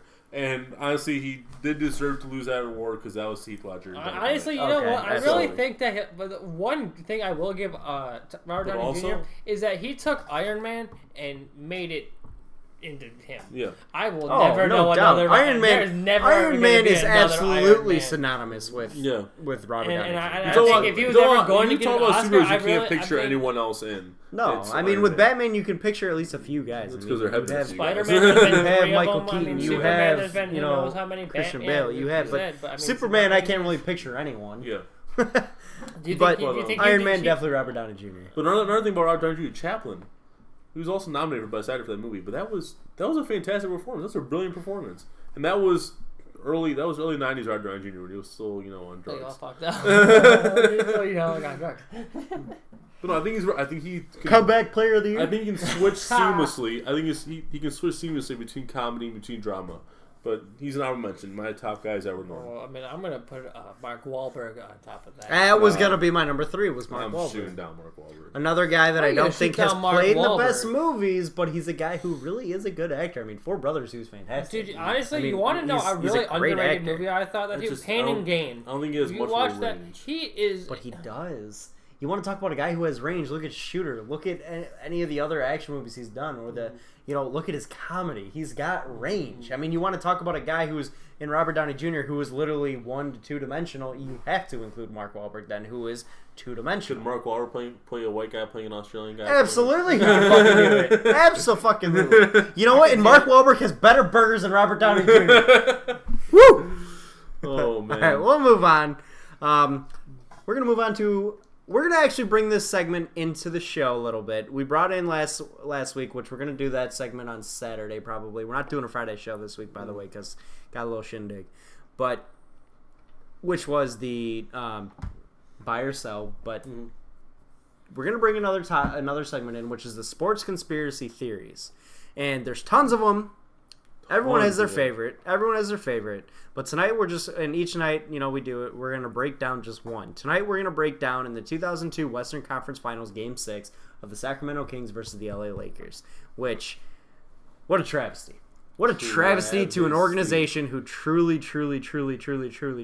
Well, first, is in dire need of a let's take championship. preliminary picks here. Sacramento. Going down the line, Steve, do you think this was a fixed game or not? You don't have to say why yet, because we'll go into it. But just off the top, I have more before we go into it. Well, it's hard to definitively say, gun to my head. I'm gonna go with yes. Absolutely. I go definitively yes. Absolutely, yes. I mean, one of the refs came out and said that it was. Well, if that's dude, not to enough be to fair, say, that guy was accused of gambling on games. So how reliable of a source is that, man? For those of actually, you he was convicted of it. Not for those accused. of He you was unfamiliar, convicted. So how Still. reliable is that? Still. Yeah, you know, For I'm those really of you gonna trust the guy to unfamiliar. stand pointing. It was that guy. the Lakers, okay, the fact that the LA Lakers shot 27 free throws in the fourth quarter of that game in Sacramento. versus Nine. scored how they many? scored 16 of the last 18 at the free throw line. Exactly. In the fourth quarter. Which, mind you, those 16 of the last 18 points gave them a 4-point win. And it's not like they were calling ticky-tack fouls. Like They were calling these blatantly fouls non-fouls. were non-existent. Yeah, non-fouls. Like, you want to talk phantom foul of the 88 series? Multiple in one game. Multiple phantom fouls in one in quarter. that game. In one quarter, I mean, no how many doubt. phantom fouls does LeBron get? But Okay. because it's not just LeBron. You're talking about like Robert Ory getting these phantom fouls. Yeah, and you're Derek talking about Fisher. guys who literally are like. But it was were mainly Shaq. not. Shaq were was just, getting a lot of calls. But Well, that's a disadvantage. But I think Shaq. I mean, regardless, the that's- guy, that's- it's still I think- free Well, actually, points. time out. Can we find out how many of those free throws Shaq took? we can try it. It's gonna be a tall order. That probably would be kind of tough. But, yeah. Because that would honestly be a pretty big indicator of how of these ghost foul. I mean, come on. But Shaq remember over the line though, is not remember advantage. though, But here- it is this is- to an extent because if it's a non-foul called a foul, if the guy who has the ball is the one who has to shoot it because that's the guy that has to be fouled, then yeah, he it doesn't matter. Shaq is a guy who was very centered, very as focal point of their offense, so they ran the ball through him. So yeah, if he gets the ball, that phantom foul, they got to make it look somewhat realistic. I They're mean, gonna throw the war. I mean, they're not just going to have them toss the ball into Kobe and have him dribble it up the court. Nope, blow the whistle. No, they got to make it look somewhat realistic. And Shaq is a guy who was a victim of that hack attack. So yeah, you could argue that looks a little bit fishy, but it's just Shaq. I don't. That's where I don't buy it. I think if I I'm still putting think all it my was money fixed. into that basket, I'm not putting it into Shaq hitting the free throws. okay, But it's not. Remember, the Lakers may not have been in on this. This is the NBA was in on this. This Well, I mean, is that really going to be your guy that you want to put on the line? Remember, Makes they no have sense to to me. make it realistic. There's other players they could foul. Than Shaq. Everyone was getting fouled. It was Everyone phantom was, fouls but- all over the board. Yes. But here's the most damning evidence of this whole thing. So this is from ESPN. This is from an interview with Tim Donaghy, and The ref who was the ref. Anyway, he said he learned in May 2002 that two referees known as company men were working a best of 7 series, which playoffs, in which Team 5 was leading 3-2. At the time, Sacramento was up 3-2 on the Lakers. In the 6th game, it was Game 6, he alleged the referees purposely ignored personal fouls and called made-up fouls on Team 5 in order to give additional free throw opportunities to Team 6. Team 6 won the game and came back to win the series, the letter said. That absolutely is damning evidence. Which Steve is trying. Fits that game like a glove. Okay, but that's the ref who refed the game. No, he didn't ref that game. Oh, that's right, he He did. did not It's the that ref who was in jail for gambling on games. You can argue argue He's already been discrediting caught, so Thrown out why, of court. why lie? He's already been caught. You can argue discrediting him at that point because he wants to get back to the league. I can argue I can see the argument for discrediting him. I can't see the argument for the fouls that were This called was in that game. so Just bad. go back and watch the Ralph game. Nader filed a formal complaint about Yes. this. But I'm sorry. Go back and watch the game. Go back and watch the fourth quarter yeah, and just I see have. how egregious the I officiating have. was. That game, hands down, in my opinion, was absolutely rigged. And I'm a person who believes that Game 5 of this past series was rigged. I think that the NBA wanted a longer series between Cleveland and Golden State for ratings purposes. Not just because they wanted Cleveland to win a championship, which No, I you agree. could argue, but there was a lot of bullshit situations that happened in that game. And still, in my opinion, this 2002 series was way more bullshit. Way more shady shit happened in that series than what happened in that Game 5 of the Cavs-Warriors series. The fact that you had guys getting called for fouls that did not exist, hardly touching a guy. I mean, this was a foul. This was a foul. I'm not even But you can touching. also argue that's happening a lot in today's NBA. But not in that NBA. That NBA, you could throw a guy in his ass and hardly get called for a foul. Now a guy, you blow in a guy's ear, you get called for 2.5 technicals. You get suspended for 3 games. So, but I'm sorry. That game was hands down rigged. Absolutely. Donaghy said it. Yes, you could discredit him. But there's so much evidence supporting his argument, supporting the argument that it was a fixed scandal. Yes. And another thing is, David Stern wasn't the most clean commissioner of all the commissioners out there. I mean, the guy's had several scandal accusations. Several scandal accusations with David Stern. So, I mean, the evidence is piling up against the guy against him on this situation. He would have been the head honcho on this. Yeah. So, absolutely, in my opinion, it was rigged. It is totally legal for the NBA to rig games, though. Oh, no, not when you got gambling involved. No, it's not. It is. The NBA is a privately owned organization. Does not matter when there is gambling involved. You cannot purposely rig something. It is not condoned by the. It is not officially with the NBA. The NBA has nothing to do with the Las Vegas gambling. They don't. I don't think it's legal for them to rig it. It is. It's a privately owned organization. They can do whatever they want.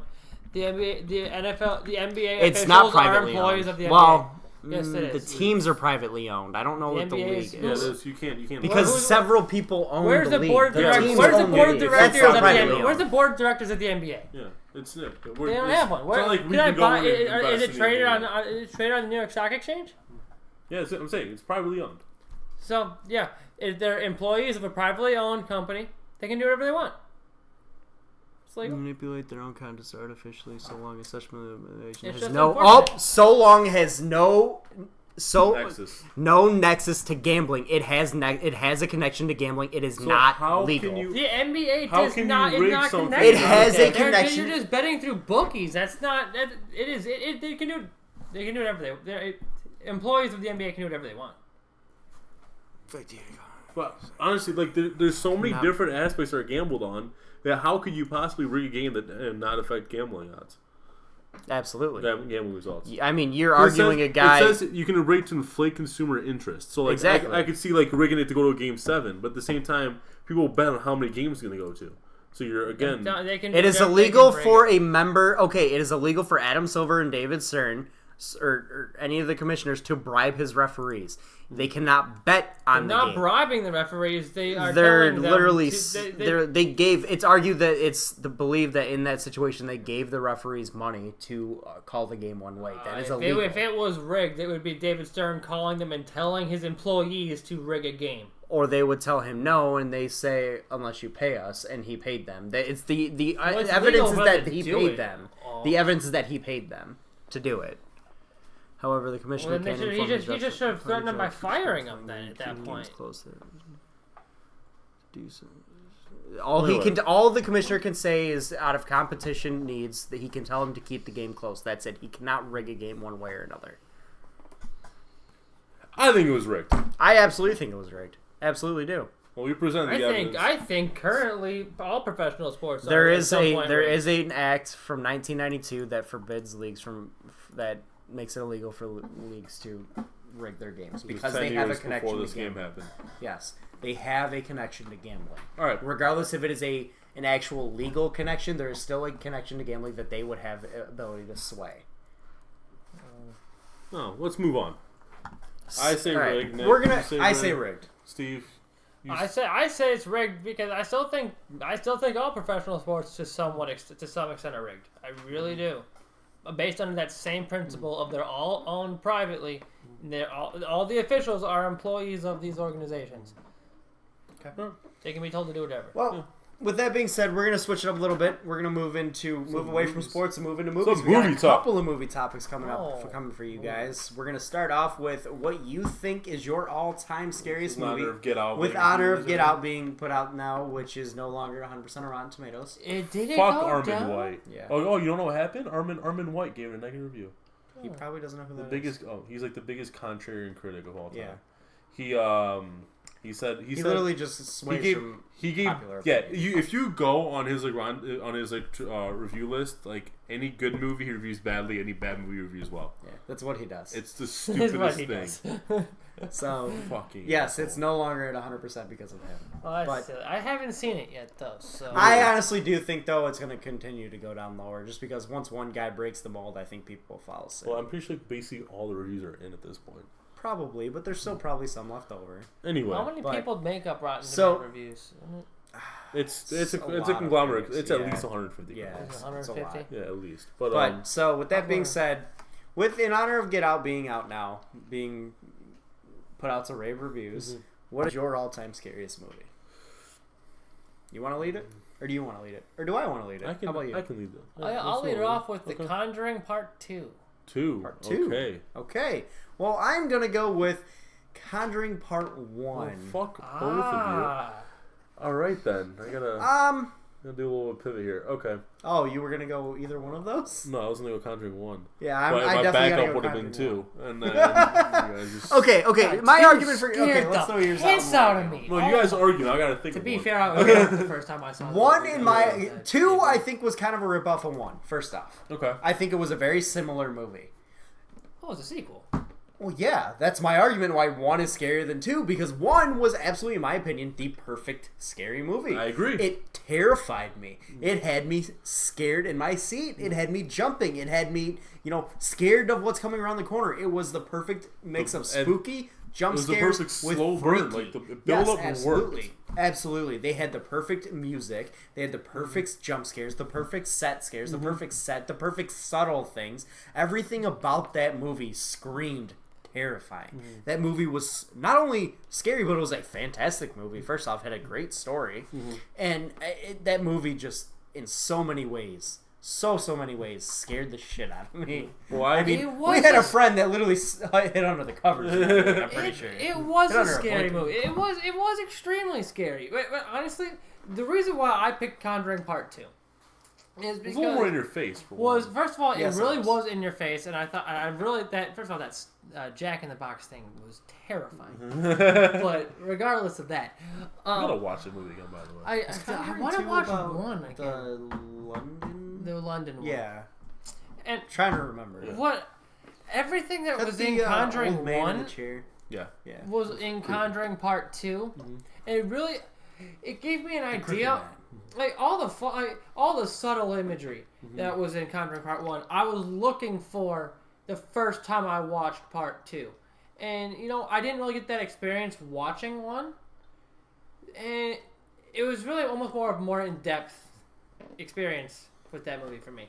Part and like one or when part two? Part 2. Like when I noticed that, I remember when they were panning across the screen and you see these blocks on this bookshelf, and I knew it spelled out something. I just didn't know what the fuck it was.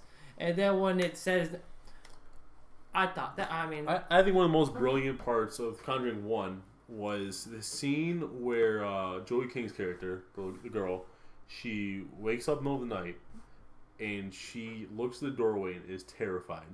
And she wakes her sister up, and they're both looking, and the sister doesn't see it, but she sees the. That's Conjuring 2. No, that was 1. And then That was one. And then they're in their beds, and then she and then she points to the doorway. She goes, there's someone standing right there, and the girl walks to the doorway. She doesn't see anything, but the whole time you don't see anything either. And the fact that it forces you to make up the scariest image in your mind, it was such a brilliantly done scene. I like that. I'm sorry, but and one of the, in my they opinion, played on that angle in It Follows, and I'm sorry, but in my enjoyed that. opinion, one of the most brilliant scenes in a scary movie is the hide and clap. Oh, It is such a brilliant idea. That is so. It scared the shit out of me, and I didn't even know what to be scared of at that point. Until I saw the hands come out of the wardrobe, and that's fun. Oh damn! Let me throw out mine, because you guys. Yeah, dude, the hands go out the The wardrobe. hide and clap is Whoa. hands down one of the most brilliant scenes in a movie. I have to watch Conjuring Part 1 again, honestly, because I've seen 2 twice recently. So we got our 2. We argued our 2. What is yours? So you guys threw me for a loop a little bit. So I'm torn right now, because one of the movies that Don't tell me Blair Witch. No. One of the Thank movies, That's another good movie. one of the That movies is a I'm good movie. thinking of was, as far as lasting effect, was scarier. But the other movie, as far as watching, was more consistently scary throughout the movie, but it didn't really stick with me after the movie. So what's your scariest movie? So the two I movies, might know it. the two movies I want to throw out are Exorcism of Emily Rose. Okay. Because the imagery, The in lasting that scene, effect in that movie, yeah. definitely I can agree with. I will never forget. It's a real terror. Yeah, is I will never exactly- forget Yes. the next time after watching the movie, because what common theme in that movie was when there's demons around you, you're gonna smell burning. Like if you smell burning, that means like there's demons. If there's something burning and you smell something burning, like that's a sign of the demon. Sulfur. No, it was in that movie was burning. And the next day, I'm walking to class, and it was when I was going to OCC. And I was walking to class. It was at night. It was a night class, and I'm like, I smell something burning. And I'm looking around like there's nothing. And then my friend is next to me. He goes, "Smell something burning." I'm like, "Don't fuck with me right now." But and then the other movie's Insidious. Insidious was. I didn't think Insidious was all that scary though. I thought the it ending was I thought it very was good. I thought it was a good movie. I don't think it's that scary because I really don't think the ending of that movie was very good to me.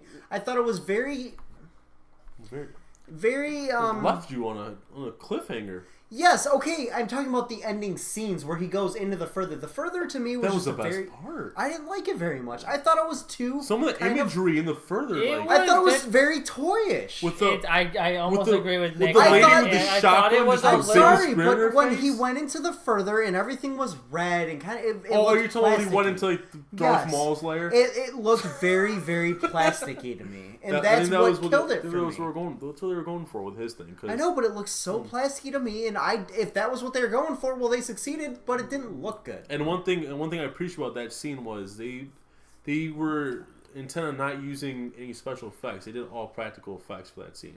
So that's also I why understand. It comes off I understand if plasticky. that's what they were going for. I get it. They did a good job. Yeah.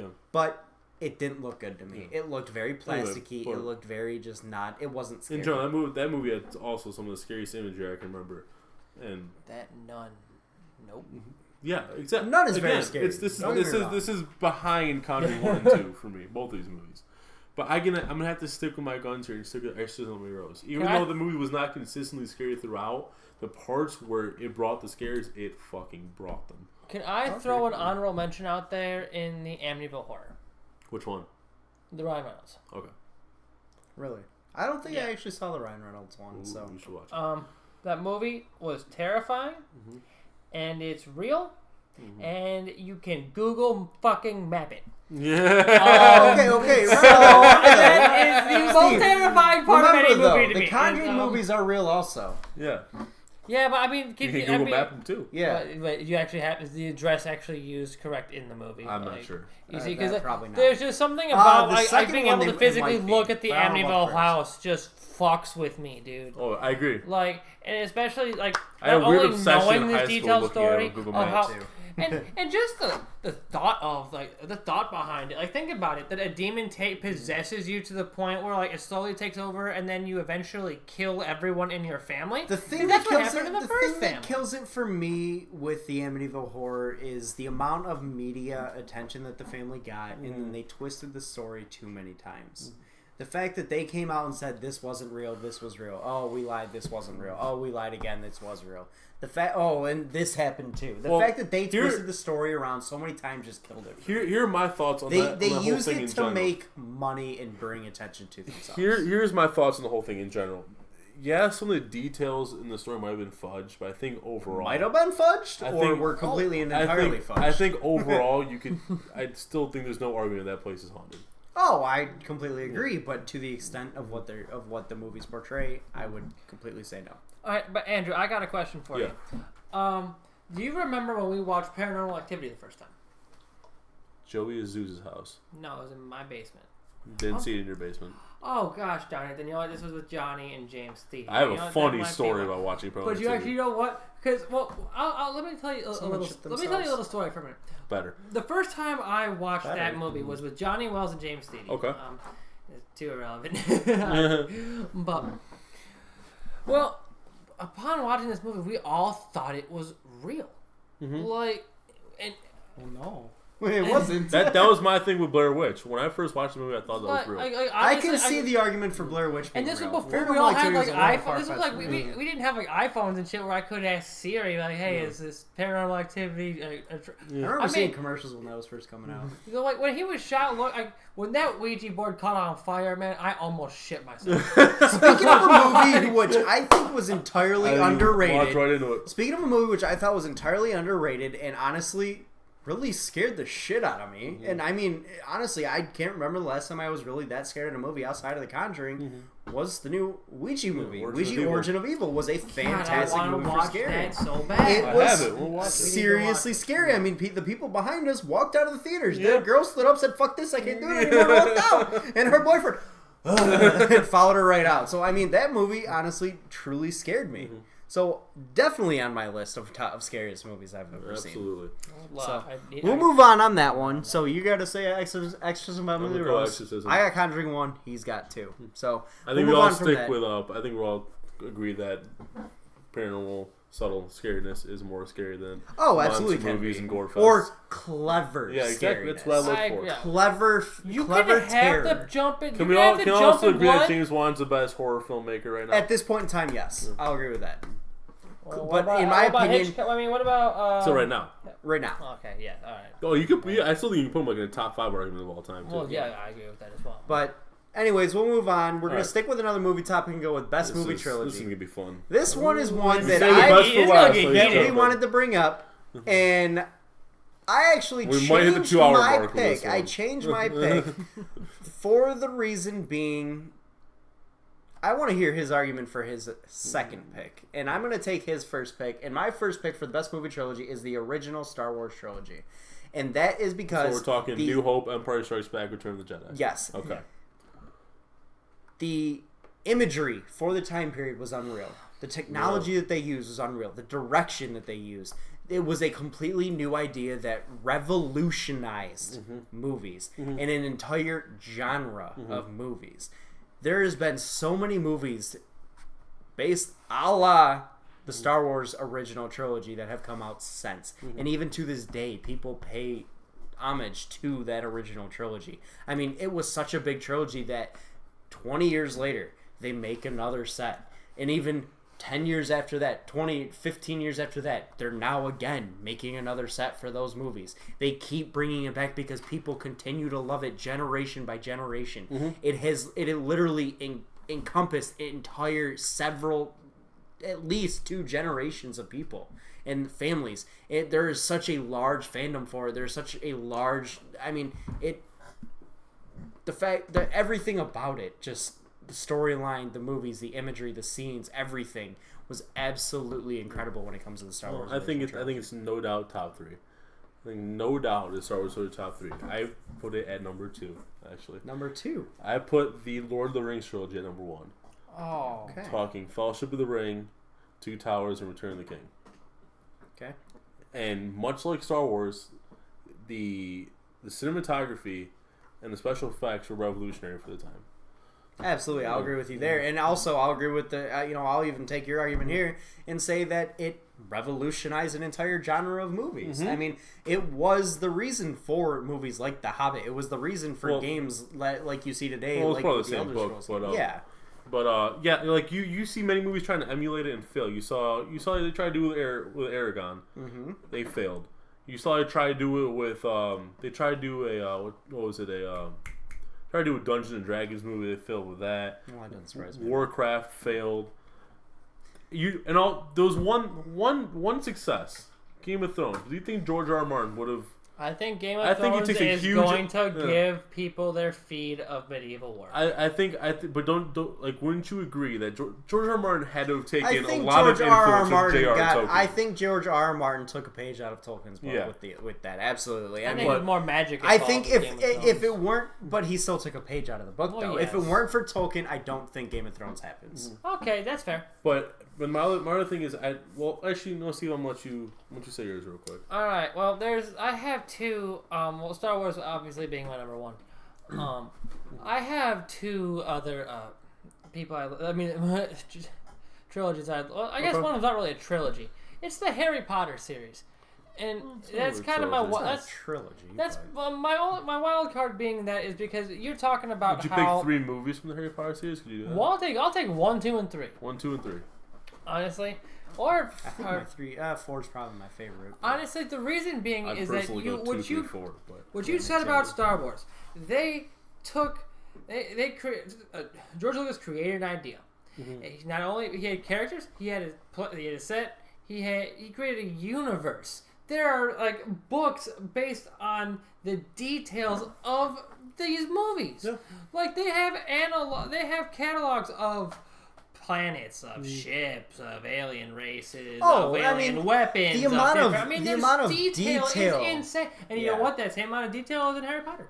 The amount of detail you got Star Wars conventions coming out too. Like that same amount of detail is in Harry Potter, I'd say even more so. The amount of detail that is put into the Harry Potter movies is unbelievable. Mm-hmm. The amount of detail, I mean, every single aspect is thought out, and so much thought is put into each thing. I mean, minuscule things in the movie have so much detail built into them. Mm-hmm. That is something that does make Harry Potter extremely I'm gonna go ahead and disqualify it. I disqualify it too. But what genre do you put it in? Because Harry Potter really is in a genre of its own at that point. Mm-hmm. It is such a different style of movie. Yes, it's considered sci-fi. Mm-hmm. Yes, it's considered a magical fantasy type movie. It's a fantasy movie. I will see I watch Harry Potter at any time of day. Yeah. It's hands down the level of detail in that movie is the thing that strikes me the most.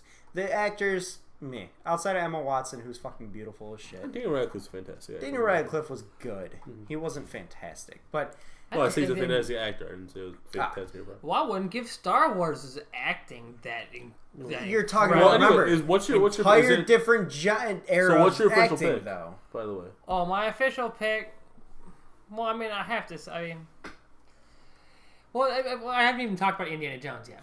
So I was going to say, you mentioned one to me that I want to hear you argue, and I will fight this to the death. Let's bring up Indiana Jones. Is that your pick? Is Indiana Jones your pick? I'm picking Indiana Jones, and here's the reason why. You know what? Any given time of day, those movies are great. They're great. Movies. No, they're not. Good. They're good movies. No. Every movie's got the girl. They've got comedy. They've got action. And you know what? But isn't it all the same movie? So what? James Bond. How many of those are there? But it at least has a different story to each one. Hold on. He's the same story. He's going for the what's he call it? And we're not arguing. And hold on, we're not arguing James Bond at this point. Remember, Bond was also based off of a bunch of books to begin with. It's not anymore, but. Well, Indiana Jones has gone after the what is that? The Ark of the Covenant. Mm-hmm. But they're all the same movie. It's not the same movie. But it is. It's literally the same premise. It may as well be the. Think about it this way. You could take the script. In the desert. The other one he's freeing little Indian kids from slavery. You could damn near take the script with a few tweaks to it to cater to the situations and put it in every single movie. It's still entertaining. I'm not saying it's not entertaining. I think what Nick's trying to argue is that it's not one linear storyline from 1 to 3 like Star Wars and Lord of the Rings would be. Exactly. But it's just what I'm saying. I'm just saying it takes away from it being a trilogy. You can also argue as an advantage for it because it's a trilogy you can pick up any 1 of 3 movies and watch. Yeah, but you don't have to necessarily watch it in order. At the same time, but a trilogy is you kind of do have to. For it to be a true trilogy, you do have to watch it in order. Dude, Indiana Jones is funny. They've got, like I said, the girl. They've got comedy aspect, and they've got action. Like honestly, one of my favorite parts of the cinema is when it's the gun versus the sword. Yeah. Oh my god, I will laugh every time I watch it. Not even the script. Harrison Ford just did that. I'm sorry, but those movies, they're all the same to me. They're all the same to me. If you watch one, you've watched them all. I'm going to pose some questions to you guys. So, both the Star Wars trilogy and the Indiana Jones trilogy do have some clear flaws in them. Absolutely. But here's this. I'm going to challenge you guys to find me a flaw in the Lord of the Rings trilogy. And don't say the Return of the King ending lasted too long. That is a huge flaw. Remember, that is a huge flaw. You can't watch them. It's impossible to watch it on cable. Impossible. You spend your entire weekend. The movies themselves are too long. It's like watching The Green Mile on cable. You never get to the end. I do, because that's a huge turnoff to a massive amount of people. That's a huge turnoff to a massive amount of people. I invested 2 hours of my time. I want the ending to be climactic and fast-paced. A massive amount of people didn't watch Moonlight doesn't make it a bad movie. Boo. I didn't watch Moonlight. I didn't. I honestly would think probably, because I don't think I would like that kind of movie. But I like the Lord of the Rings movies, but I could see the argument of the movies being too long for a massive amount of people. But here's the thing: they're long, but they're not. You're asking, but it's not like it's long for no reason. Andrew, but you're asking me for a flaw here, and I'm telling you that is a flaw in the movie. That is why I wouldn't consider it to be the best. But I'm saying that's why you're nitpicking. That's what I'm saying. That's not. Yes, that's nitpicking. But again, you have to nitpick with the last taste you have in your mouth of Lord of the Rings is drawn out. No, you have. I can name some flaws with Star Wars. You have the script tripping over itself a lot of places. Yes, again though. You have a lot of okay, but again, take the time period. You don't have as good of editing. You don't have as good of. Nothing to do with that. For example, when they revealed when they revealed that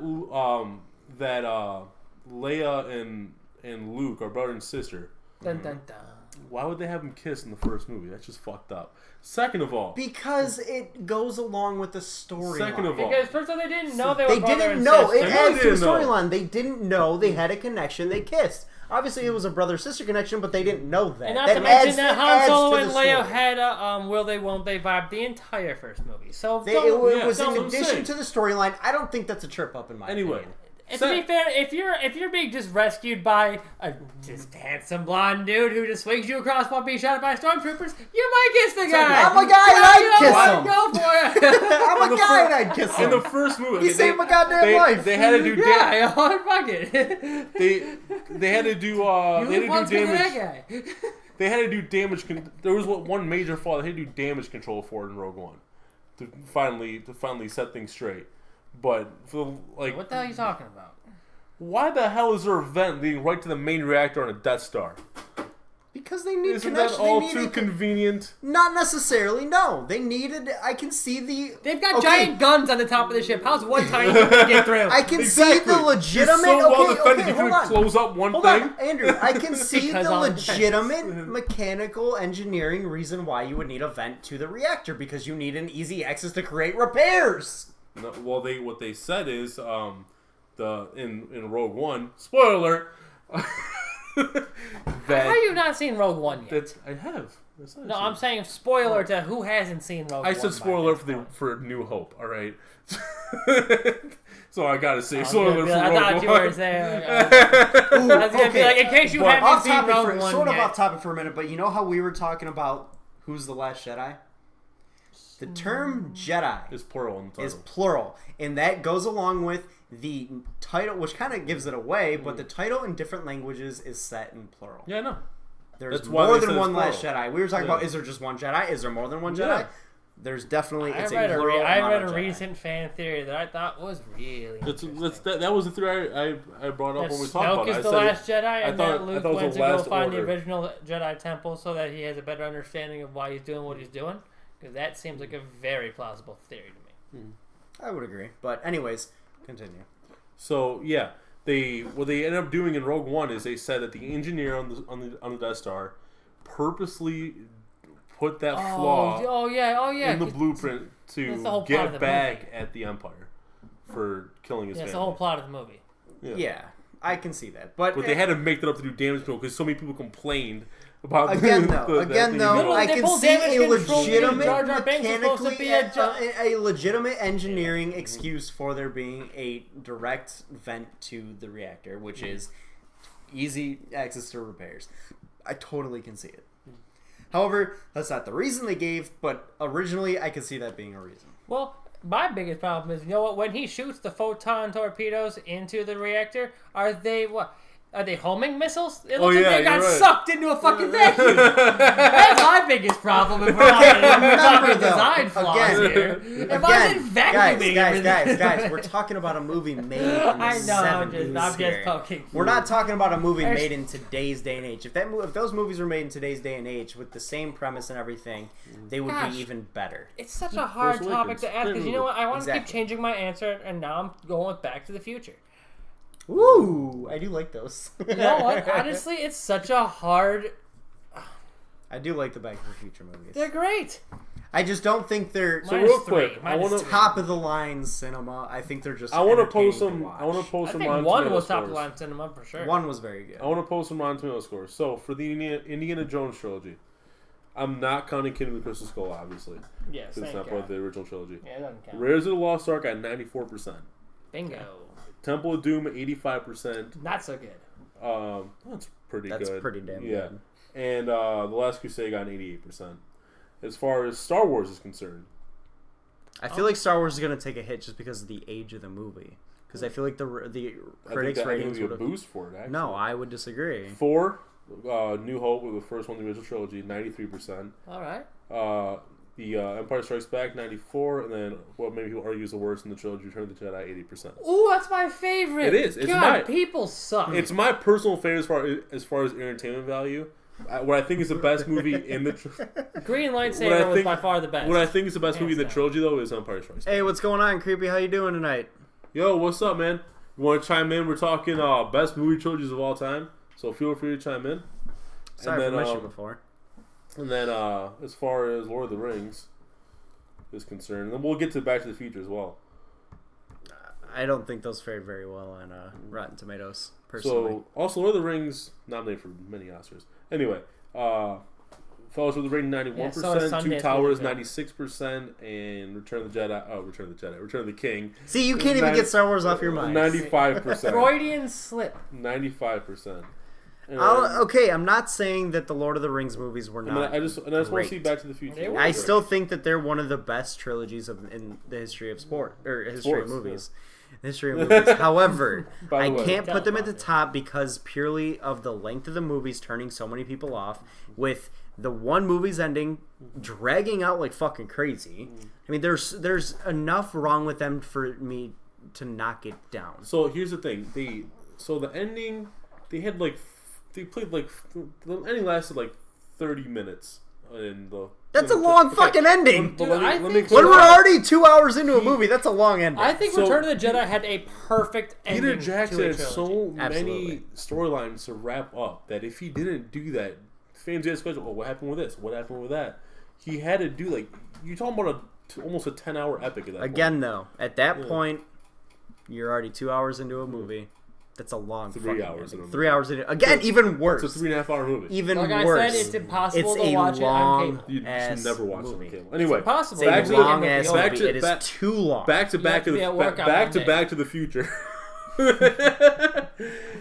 may as well be watching Gone with the Wind. 96% is the first one. Second one got 63%. Third one 74%. So definitely the Seven- first one is hands down the best of the three. There's no obviously. question about Yeah, Back to the obviously. Future. I did but not see that Back to the Future getting the highest rating of all those movies.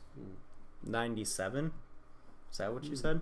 96. The 96? first one. 96, 95, New Hope was the second highest, wasn't it? If I'm not mistaken. I believe so. No, I thought Return of the King was the highest of all of them. Might be mistaken. might have been. But that might have been 95. Might have been. I don't know. Let's see, But Return- 96 was... anyways, I'm still saying Star Wars hands down the best of the three. Oh, I'm sorry. New Two Towers. I apologize. Let's see. Lord of the I mean, Rings. back to what I wanted to say of the ending of Yeah, Two Towers the got ending of 96. Star Wars. I mean, really, Return of the Jedi. You have New Hope got 93. the good guy beats the bad guy. Yet at the same time, this other bad guy becomes a good guy, even though he dies. But yet you see the ghosts all hanging out together. It's good. Like you get closure with the burning of Darth Vader, and the Ewoks are partying. Like, you know what? Like, it's such a feel good ending to that. Oh, I movie. completely agree. And I you know mean, what? Star And it- Wars, in my opinion, had. I gotta say that Star Wars was the best movie trilogy. One I of my can't favorite- sway from that. You can't sway me. Yes, my only knock against the Lord of the Rings trilogy is the length of the movies and the ending dragging on. But that is a big knock in my opinion because But that turns I off thought the so acting many wasn't people. that great. But then in Lord of again, the that Rings, I gotta movie be won honest. I Best don't Picture, it won Best Director. Okay, I understand, but I don't buy into the awards to begin with. I think half the awards that are given out Yeah, it's a political to show. movies, it's definitely political, are given out to movies that don't deserve it. So to throw those awards in, I'm going to throw them right back out and say it's bullshit. So I'm not going to go with the awards. I'm going to go with my personal opinion, which is completely opinionated and completely political in my No, opinion. everything I say is fact. And I'm going to say Star Wars is a better trilogy than Lord of the Rings, and that's entirely based off of the fact that Lord of the Rings is way too fucking long. Yes, you have to make it long, but that's its own downfall. And the ending of the one fucking movie is just too goddamn long. It just it drags and drags and drags, and this is already 3 hours into a goddamn movie, and that's way too much for me. You're 3 hours in, you're already invested. You might as well end it properly. Oh, no doubt, no doubt. They didn't end it properly. But again, They coulda ended that swiftly, is its man. downfall. If they ended swiftly, it would have. I'm fucked not everything saying, up. Andrew, I'm not saying that's not the way it had to be done. No, he's saying saying- they should have ended Dude, swiftly. all they I had to do disagree was with throw that. the I'm king. agreeing with All they you, had to do but- was throw the ring into the volcano, and that's basically the end. I'm just saying. Why do we need to know about how the kingdoms are doing afterward? No, I'm good. I'm just saying that Go home, see your wife. movie they over. dragged the movie out too long. It's too long of a movie. Yes, it probably had to be made that way. There are certain things they probably could have cut out, no doubt. They cut out a lot. They probably could have cut We out are more. wrong I'm not books. saying you don't think they cut out a lot of Star Wars or Indiana Jones or any movie. No, they're not based off books. I'm talking about the. I know, but from the movies. But again, it's too You long. gotta think about a budget. They couldn't afford to shoot They are that much extra. They are too long, and that is their downfall. Yes, they probably had to be made that way, but it's too much. I agree. Too much. So, Fair but anyways, that's all we got for tonight, folks. Thanks again for coming out. This has been, another long show of the Fan Longest show Report. we've done. Yeah, longest show we've done. But again, Unexpectedly. 3 people actually talking tonight, Yeah. so it's going to add a lot of time. So, Yeah. thanks again for coming out. I hope you guys had a good time. Feel free to follow us on Twitter at @RealFanReport. Hit us up with any topic ideas, or if you guys just want to interact with us, we'd love to. If you guys want to see Steve on again, let us know too. Yeah, if you want to see our boy Steve on, thanks Steve for coming out. No, He was our no special worries. guest tonight. He's kind of our hockey guy, was hence the Wings jersey. You'll see him on a lot more with hockey topics. 'Cause Yeah, definitely a lot more of the hockey topics. He pretty much carries the weight with that with amongst us. So, but again, thanks again for coming out. This has been the Fan Report, where it's by the fans. for the fans. So again, if you liked what you saw tonight, feel free to hit the follow button. This VOD will be put up on YouTube shortly. So thanks again, guys. Have a good night. Peace. Yeah, where's the button?